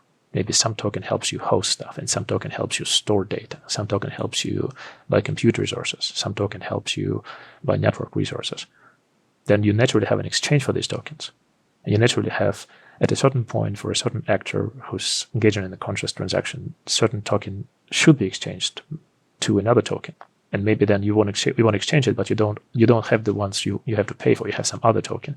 Why would you want to buy it if you can borrow this token from someone else using what you have as a collateral? Like, all this makes perfect sense. That's actually a lot of real tangible applications, and all these are enabled by the smart contracts, of which Vitalik and Ethereum are the founding fathers. Again, I think I was quite clear. I'm quite proud about how I explained this. Now, another big shortcoming of Bitcoin is a proof of work, which warms the planet. And that's true. It does warm the planet. When there was nothing on the 0 to 1 step, the only thing you could do is, well, again, maybe it's an overstatement. Maybe there are other alternatives. I'm just not aware of them. The best the world has found back then was the proof of work, and it worked. Right now, what Ethereum did not too long ago was what is called proof of stake. Like, that's pretty much the point. On a personal note, that's the point where I started being interested in blockchain. I read the proposal. I tried to understand how it makes sense. I had to understand a lot more to understand why it makes sense. So the proof of stake works based on the principle that the Ethereum itself, it's for Ethereum in this case, Ethereum itself is a trusted store of value.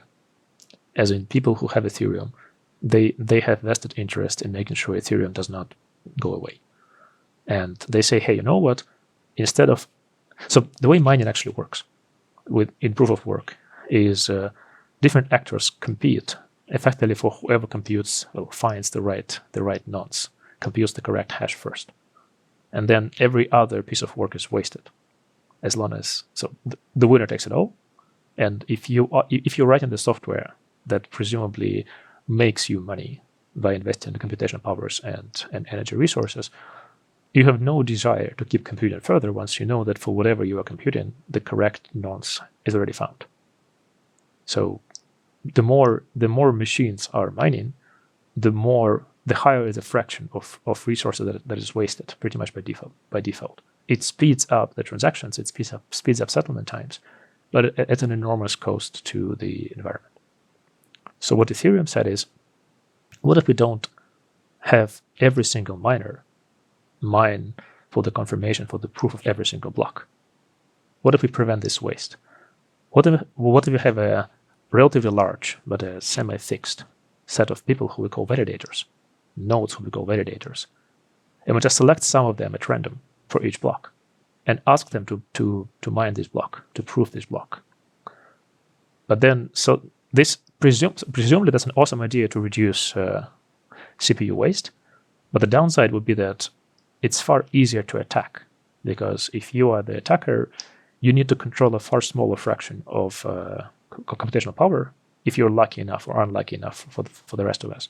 If you're lucky enough to be selected as one of the validators, you need to out CPU perform a smaller number of nodes. But the way it works is, in order to be the validator, you need to put some of your Ethereum holdings at stake. And if you don't do that, or if you're offline, if your internet connection is not stable, and suddenly, or if your ISP in your country suddenly banned mining and blocked your packets, then you lose some of your collateral. So it's like this idea that with great power comes great responsibility. If you feel like you would like to be included in the pool of random validators, you can be, and you will be selected with a probability proportional to how much ETH, how much Ethereum have you put down as a collateral. But then if you fail to validate the block, you're punished. And if you validate the wrong block, if you're truly trying to attack the system, you're punished even more. This cannot possibly work as the first step, when there is nothing else. But when enough ETH is distributed across a large number of lectures, and if all of them have the motivation to trust the system and to keep it running, this actually is an amazing idea. Yeah, that's pretty much the idea of the proof of stake. Proof of authority is taking this idea even further. It's the concept that, hey, if you already trust this, why don't you trust a larger institution that is going to control, officially maintain a number of large nodes or farms, and their vote counts as more than everything else. So as long as they agree, we claim this to be the correct continuation, the correct next longest chain. Again, it's a matter of trust. I'm no expert here. It seems to work in certain chains. My philosophical view is that as long as we keep these different chains competing on fair grounds, we will find the equilibrium solution. I'm glad they exist. Whether they are applicable for a particular task depends on the task, I think, and the user. Yeah. We enter in the final part. I have a few. I've picked a few things that are worth talking about in a random order. If there are no questions, we can just go through them.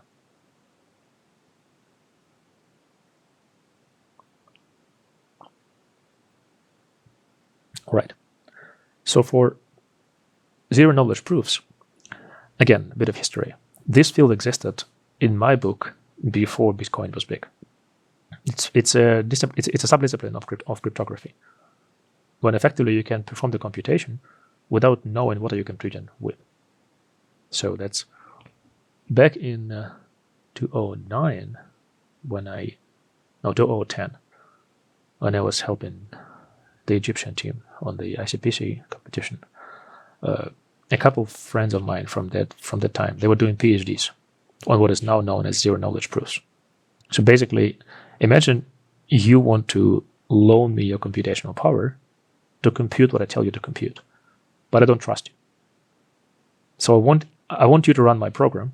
I want you to invest this number of kilowatt hours into my computation, but I assume you are the malicious actor who would try to analyze everything and anything and use it against me. Back then, it was clear already that there are computationally feasible strategies where I can give you the program in an encrypted way, the data in an encrypted way. You can apply the program to the data and send back the result in an encrypted way. And no matter how hard you try, you would not be able to figure out what exactly took place in this computation. So I could literally take people's private data and code them in certain ways. I mean, I would not do it today because we live in the world of insane regulation. But back then, imagine you're a good citizen who's just doing your best to protect this data. There were mathematically sound algorithms that let you encode the program, encode the data, send them to you, you compute them, you run the code, and then I get back the result, and you had no idea what happened. I mean, so like, we're engineers, right? You can reverse engineer, disassemble this thing, you can see which branches took place, you can probably do some statistical analysis, but the discipline was still there. And it's a real, tangible, effective, efficient discipline. In the world of crypto, this is certainly taken off, because what happens is, especially in the context of interfacing cross chains or cross shards of the same chain, so L1 L2 network, you want to have a proof that certain computation on one of the subchains is perceived as valid by the other part of the system. This proof is a cryptographic statement that at a certain point there's enough computation that proves that these are consistent to a certain degree. But you can prove this without having to look into these particular inputs and outputs. That is called a zero knowledge. That is referred to as a zero knowledge proof. So the proof itself can be step by step validated, more or less. You can trust the proof. You can trust that if the proof is presented, the invariant does hold for the input data. But you have no idea what the data is. And that's insanely useful in the context of surprise anonymity. So if the cypherpunks would look at Bitcoin, they would be terrified. If like the 70s cypherpunks would look at Bitcoin as it emerged, they would be terrified. Like you're looking at the public ledger. Every single coin can be traced all the way back to how it was mined. All the history of how money changed hands, if you speak about money, is just out there in the plain sight. And they, of course, wanted to have this idea of the surprise mixed network, like Tor-ish, an anonymous idea of running transactions, so that you cannot decipher what has happened. In fact, it's quite easy to imagine, at least for me, the network where even your balance is impossible to know unless you have the public key, the private key. So in order to send your tokens further, you need to present the proof that they are yours, and you can present that proof. But until you have your private key, nobody even knows if your public key is part of the wallets or accounts registered on this blockchain. So this would be, I'm sure there's a name for them, the term for them. I just don't know the term. But they would be like anonymity first blockchains, and they use zero knowledge proofs extensively. Yeah, speaking in classic SysDesign terms, like I was talking a lot about this idea of Byzantine Consensus as a total versus partial order.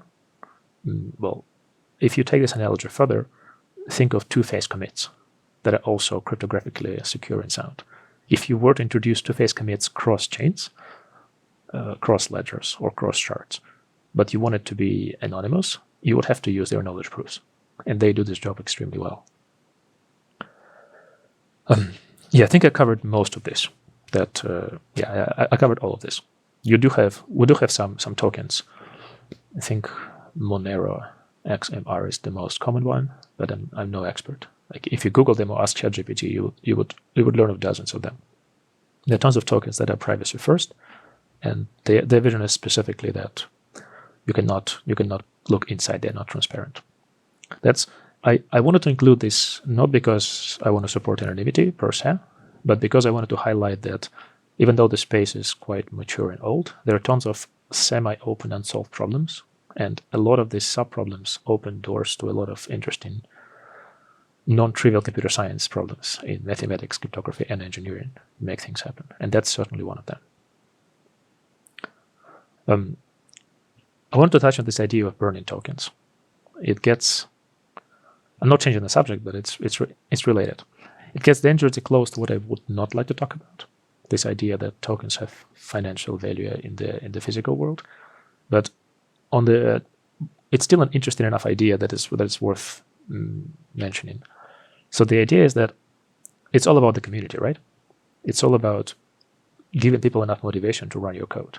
We're no longer in the era of enthusiasts. We're in the era of people investing tons of money into mining farms, and you need to keep them motivated to keep running your chain, your code, as opposed to some other chain's code. So, seen in this light, the miners generally have a lot of resources by themselves already. So they benefit if the value of a certain token goes up relative to the value of other tokens on this exchange market, so to speak. Much like corporations these days, when they have a lot of money, they can issue what is called stock buyback. They give people money for the stocks so that the company owns more of itself. This macroeconomic idea that if you burn money, you cause deflation, applies to tokens. So the way it usually works is we used to mine Bitcoins a long time ago. From what I know so far, I'm no expert, but from what I know, the majority of mining, what miners actually mine are not new tokens or blocks. The mine itself, the price for being the first one to come up with the winning nonce. The price for your block being the one included in the final longest chain is in fact mostly the fees that you collect from the transactions. So when other people want to run transactions, there's a fee associated with this transaction. Gas fee in case of Ethereum, transfer fee in case of Bitcoin. Miners mostly make tokens. I don't want to say make money. Miners mostly benefit by collecting more fees than others. And there's a similarly crazy idea that actually makes a lot of sense. That, hey, let's say once the transaction goes through, if you're the miner who presumably collects the fees for this block, you don't get all these fees. You get, let's say, 70%. And 30% is just discarded. So by the agreement of our blockchain, that's, you can think of it as a fork, but it's the next version that people consciously agree to run instead of the previous one. What they do is they say, I get a certain fraction of the fees and the rest is burned. It disappears. It's removed from the platform. Intuitively, you make less, so the miners would not like it. But realistically, because you decrease the supply of this particular token, the value of each individual token increases. And since most miners are in possession of large amounts of these tokens already, they are better off compared to the previous status quo. So it looks like a win-win for all the parties. The blockchain itself benefits, the major community members, the largest holders benefit, and of course, the DeFi community is happy that because there's deflation, the value has more reasons to increase. So the hodlers, so to speak, are also happy. So yeah, that's a big idea. That's a trivial-ish idea, although it's counterintuitive in the world of conventional finance. And I for one, am very happy to see this idea being successfully battle-tested in the world of decentralized finance. But apparently decreasing the supply of tokens does increase the value of each individual token, and it's so predictable and so reliable that it's used to build the system, to maintain the system in the way it is right now. One of the last things I think in my book is, it's not talked about a lot, but it's important to mention because we're first principled.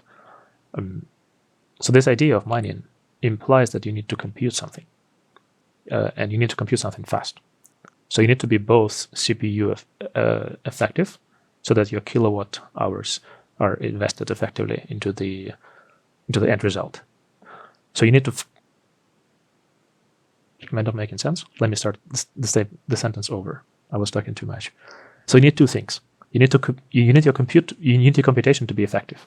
You need to not invest too much energy to run the computation, but you also need to make sure it happens fast, because if you're not fast enough, others would get will get their block in, and you would not get mining fees in most cases. And at a certain level of penetration, once it's large enough, people naturally asked, what if I use custom hardware?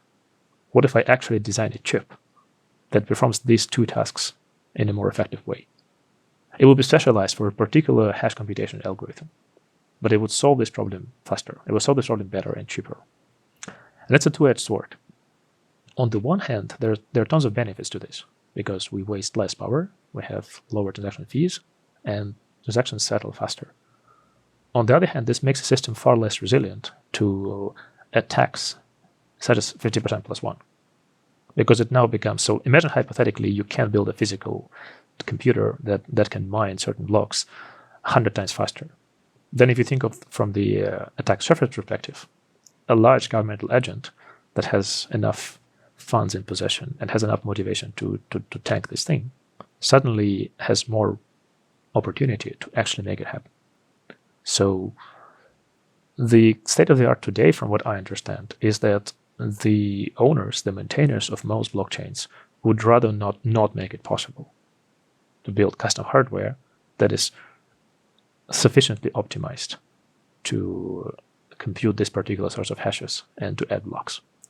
So GPUs are effectively the GPUs. We all know them. They used to be used for gaming. Now they also used for machine learning quite a bit, and they're used for mining. GPUs are highly parallel, but it's hard to. So there are certain things that are more difficult to compute on a GPU. They're highly parallel, but they're not full purposed CPUs. ASICs are. I'm getting older. I forgot the actual acronym, but it's the custom chip. It's a chip that you can. There are FPGAs and ASICs. FPGAs are reprogrammable in terms of topology. So it's like a microprocessor, but you don't load code into it. You load topology. So imagine a chip which you can reprogram, like reflash it. Not that it runs a different instruction set, but you can reprogram these billions of transistors, or more like hundreds of millions of transistors, to suddenly be either a 16-core x64 architecture or a 1,000-core more GPU-like piece of hardware. That's FPGA. And ASIC is the same thing, but it's not reprogrammable. It's faster, it's cheaper per unit, but it has a fixed topology. You can print standard CPUs on ASICs. It's just pointless. CPUs are better. But if you have a non-traditional piece of architecture that you believe is better for certain task, And if you want to order a bunch of chips for a certain number of chips and for a certain number of trillions and gazillions of operations you need to perform on them, and for certain power consumption too, ASICs become cost effective. So there is this concept of ASIC resistance. It's when the mathematics, the algorithms, the cryptographic tools used for a particular blockchain are designed such that it is presumably not feasible to design and build a custom ASIC chip if your goal is to take over this network, or at least control a substantial portion of mining. I cannot tell you guys how big this thing is in terms of risk factors, but I think in terms of practical plausibility, I think the job is done in the sense that enough community members and enough maintainers are conscious about these risks. So no major actor would be interested in trying to take over a major blockchain with ASICs or other custom hardware, because there's an implicit assumption that if something like this would emerge, the blockchain itself would be transformed into a new one with a new mathematical algorithm quite quickly, and all those resources wasted or invested into those ASICs would be wasted effective tomorrow. But it's an interesting arms race iteration of this planet. I thought it's worth mentioning. And I think it's a second last slide. So there are a couple of things we have consciously avoided. I did not want to talk about wallets. It's as it always happens. You have a bunch of enthusiasts who are presumably quite knowledgeable in the space, and then the field takes off, and there are tons of people who are far less knowledgeable, and then the ecosystem transforms dramatically to support the needs of these people. It's like the browsers. I'm a huge fan of how the browsers work internally. I would not touch React and modern CSS with a 6-foot pole, because it optimizes for a different thing, and I'm not interested there. It's not first principled enough to my taste. So the topic of wallets, that's important. It seems to be of major interest for people who want to get into crypto. Socially speaking, the major blocker for broader crypto adoption is that a lot of people are still foddered into the narrative that, hey, if your money is in the bank, if something goes wrong, they're still yours. Whereas with crypto, if you lose your keys or if someone maliciously takes control of them, it's no longer yours and there's no way to recover them. And as a friend of mine puts it bluntly, this is a problem, but it's not the problem of the technology. It's a problem of wallets. So we have tons of wallet techniques that are effectively like social proof. So it's still yours, and if you forget your passwords, like 3 friends of yours or family members can help you recover it. There's some partially hardware key or whatnot.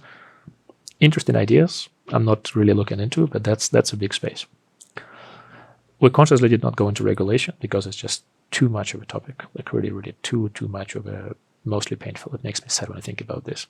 There are tons of good things in regulation, tons of bad things in regulation. I'm glad the equilibrium is slowly changing, such as Signal is hopefully not going to be shut down tomorrow. But in the world of whether crypto assets, crypto tokens are asset classes, how to tax them, what should people be allowed to do with them, how liable they are if they do something wrong, I'm just really not interested. And yeah, I did touch on ICOs, which I think are mostly scams. There is a thing called DAO. I think they pronounce DAO in American English. That's the idea that if you have this digital organization, you can pretty much transfer governance rights to a democracy controlled by the owners of these tokens. So it's like a corporation, but the board of directors are not real human beings, but the holders of the tokens of this fund. And you can have smart contracts on Ethereum or whatnot that fix which things people can or cannot do based on their ownership share. It's a clever thing. If something has to do with some second order DeFi instruments that can go one way or the other, it is a way to actually give more control to the people. I think some good things may end up coming from there. I'm by no means an expert to tell you if it's good or bad or how it works. I know that the closer some institution is to being a DeFi trendsetters, the more likely it is that they are some form of a DAO as a means of protection against potential governmental judicial pushes. So they would say, hey, we are not bound to any jurisdiction. That's how it works on the blockchain. And if you want us to do ABC, well, you can make us leave this particular country like Canada, but you cannot make us change our rules or deprive people of their assets and whatnot. Again, I'm not an expert. I did not touch that, but that's one of the interesting things. And I wanted to end on a positive note because it actually makes me a happier person.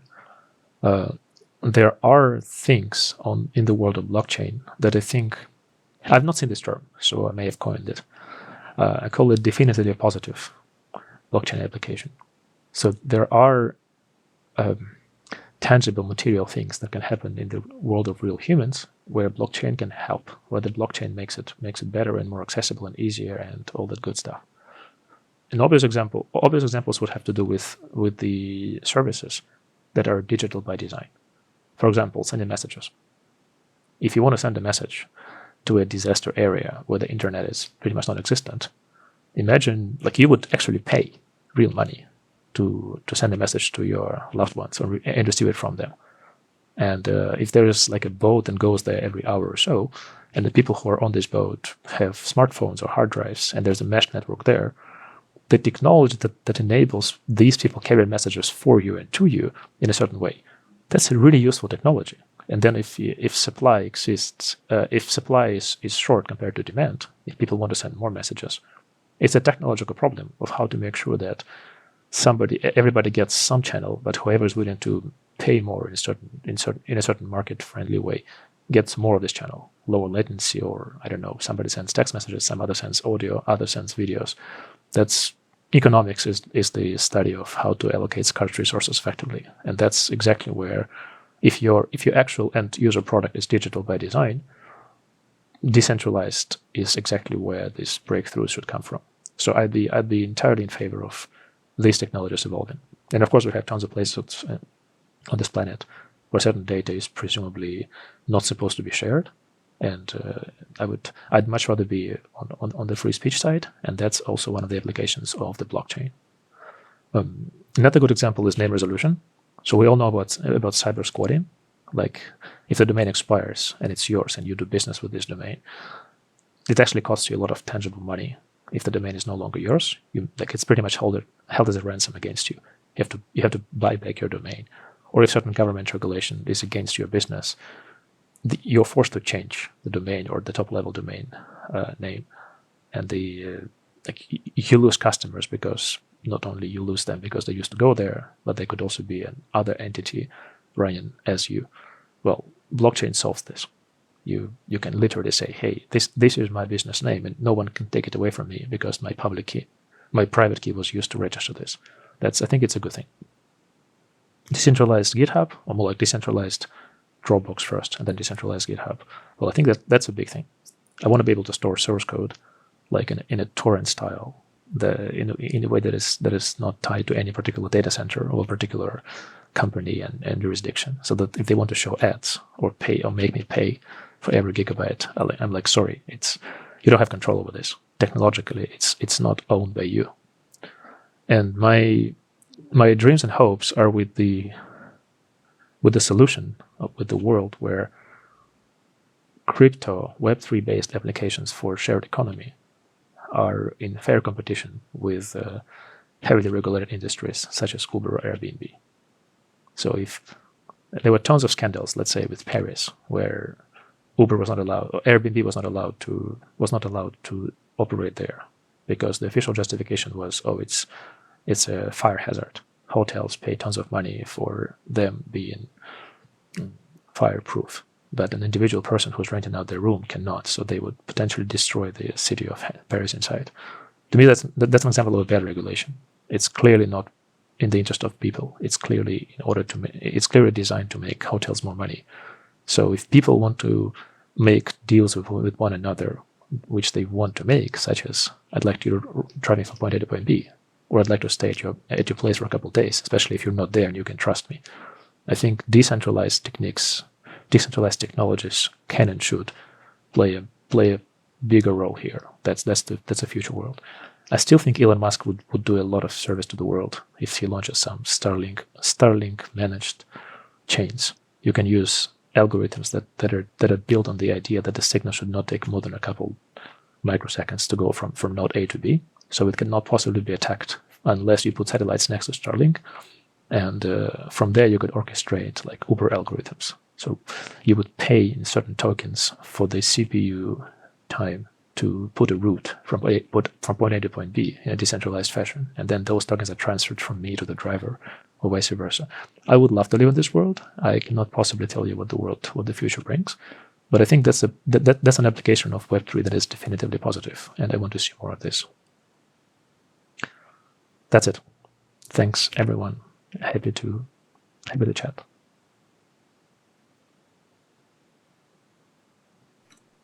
Can I ask a couple questions just to make sure? Can we get back to the example of blockchain?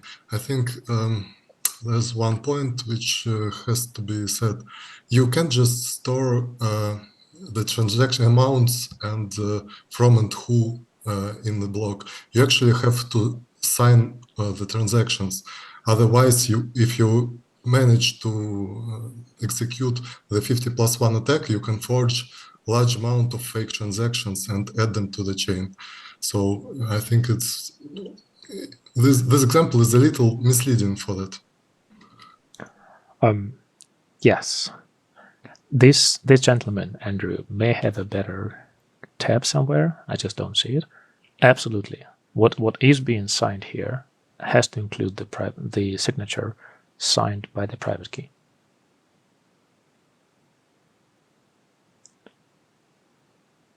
And the timestamp, I believe. So you can't just double apply the same transaction later. Like if someone sent $100 to another person, you can't just use the transaction and paste it in the block again, like 2 days later. It has to do with the idempotency token. That is, yes. That is guaranteeing some. I don't know how it's built, but as an engineer, I can think of a few ideas that would be worth it. For example, you could include in the transaction you're trying to sign, you could include the last block number in which the last transaction from this particular wallet, from this particular account took place, plus maybe the nodes of the transaction or whatnot, plus your previous request, your previous transaction. Something like this may well be possible. So conceptually, I do not see this as a difficult problem to solve. In implementation-wise, I'm sure there are clever, simple techniques. I just never looked this deeply.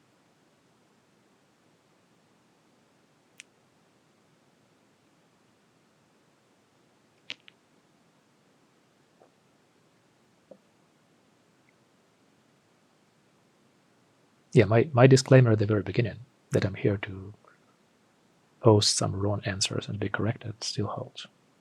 I'm nowhere near an expert in this space. I just think it's fascinating enough and deserves its own episode. But I think most of what I said actually makes sense and was justified. I think there was also one other time where this was a little... you remember the two generals problem? You said that what if first general changes the time, but the actual problem with this problem, even if you don't change the time, you can never be sure that the last message was received. So no matter how many confirmations you agree on, that last one can never be proven, so to speak. I don't remember the exact failure scenario, but there is an argument to be made for a simplified Byzantine generals problem. If you send a message, if you never ever change the time, if you are the I think what happens there is that either general can initiate the time of attack. If it's always about like left side and right side of the value, and it's always about the left side broadcasting the attack time and the right side acknowledging that, then once the left side has the attack time set, it can send as many messages to the right as it possibly can. And once it receives the only signed confirmation, the problem technically is solved. Because once you have received a signed confirmation, you know that side is aware of this broadcast information. So for this problem to truly be the decentralized consensus problem, I think it should be extended to both generals potentially being able to be the originators of the message. And now you have this consensus problem. So the left side tells the right side, let's attack at 1. At the same time, the right side tells the left side, let's attack at 2:30. And here we have this inconsistent state, which needs to converge. And from here, you cannot converge.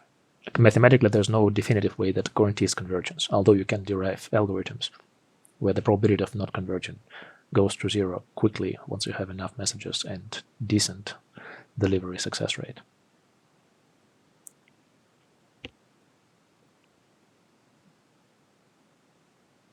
More erratas?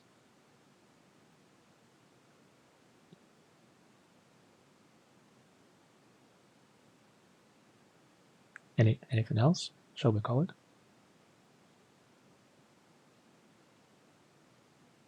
Thank you, very interesting thing. I'm not sure that I understood all, evidently, yeah, but many interesting information. What about applications in some, I don't know, some difficult computational problems maybe? Do you know something about it? Difficult as in difficult to crack or difficult to implement? Something which is related with big computations, maybe something related to modeling things or something like it, which can be simplified by using blockchains. Smart contracts, for example. I mean, I don't have a good answer, but my instinct is the following. The part where the computation has to be difficult was only important at the very beginning, because you had to make the 0 to 1 step, and proof of work was that solution. I think today, I may be ahead of the time. It may not be true as of 2023, but I think fundamentally today more people in the blockchain community would rather not use more expensive computation than necessary. It is only expensive because we had to use proof of work, and we still do it in many chains. So, and it's more like you have two forces that are trying to work at the same time. One force is trying to come up with better encryption schemes, or signing schemes or whatnot, and the other group of people is trying to come up with ways to run them more efficiently so that you don't warm the planet and use too much electricity. So I think seen in this light, trying to perform more computations is just not what the community is that interested in. And if you're asking about how can we run decentralized computation using the blockchain, to me this is not really a blockchain problem. As in, the blockchain is exclusively about consistency of, let's say, transaction settlement, right? So let's say you have some computation to run that is expensive and you want to run it. In most cases, if it's just a computation, if you run it twice by accident, if you on average run this computation 1.0001 times, and sometimes it can be run 2 or even 3 times. For most real-life computations, this is not a disaster by any means, right? So the very promise, the very objective of the blockchain itself is not directly applicable there. If you have like a climate model to run, you can have a supercomputer, or you can have a bunch of enthusiasts running this on their site. And then you can have a supercomputer, you can rent a lot of hardware from Amazon and Google and whatnot. I think they donate tons of resources to charity because they have a lot of extra CPU power to spare during off-peak hours. So you can make a deal with them. In theory, you could motivate some mining farms or people who have tons of equipment at their own disposal. You could come up with a scheme that lets them use these resources for some greater good. Maybe you would compensate them somehow by paying them money. But for them, it would be a detour from the very Web3, from the very core of what Web3 I think is today. That's at least my understanding so far. You could use Web3 smart contracts to maybe compute this decentralized workload. You could maybe have a DeFi instrument that would let people bid on, hey, I commit to dedicating certain CPU watt hours of certain architecture computers at certain times of day, days of week, to whatever causes. And I'm willing to sell options for this. And if the price is good enough, I'm actually going to fulfill my promise, which is part of my smart contract. This may well happen. much like you could have a smart contract to commit to plug your Tesla into the power grid fully charged, like Monday morning, because you're happy to donate 1/3 of your battery on that particular day to reduce load on the power grid. Something like this may well happen in a decentralized way. But computation itself, I don't quite see this happening on-chain. Okay, thanks.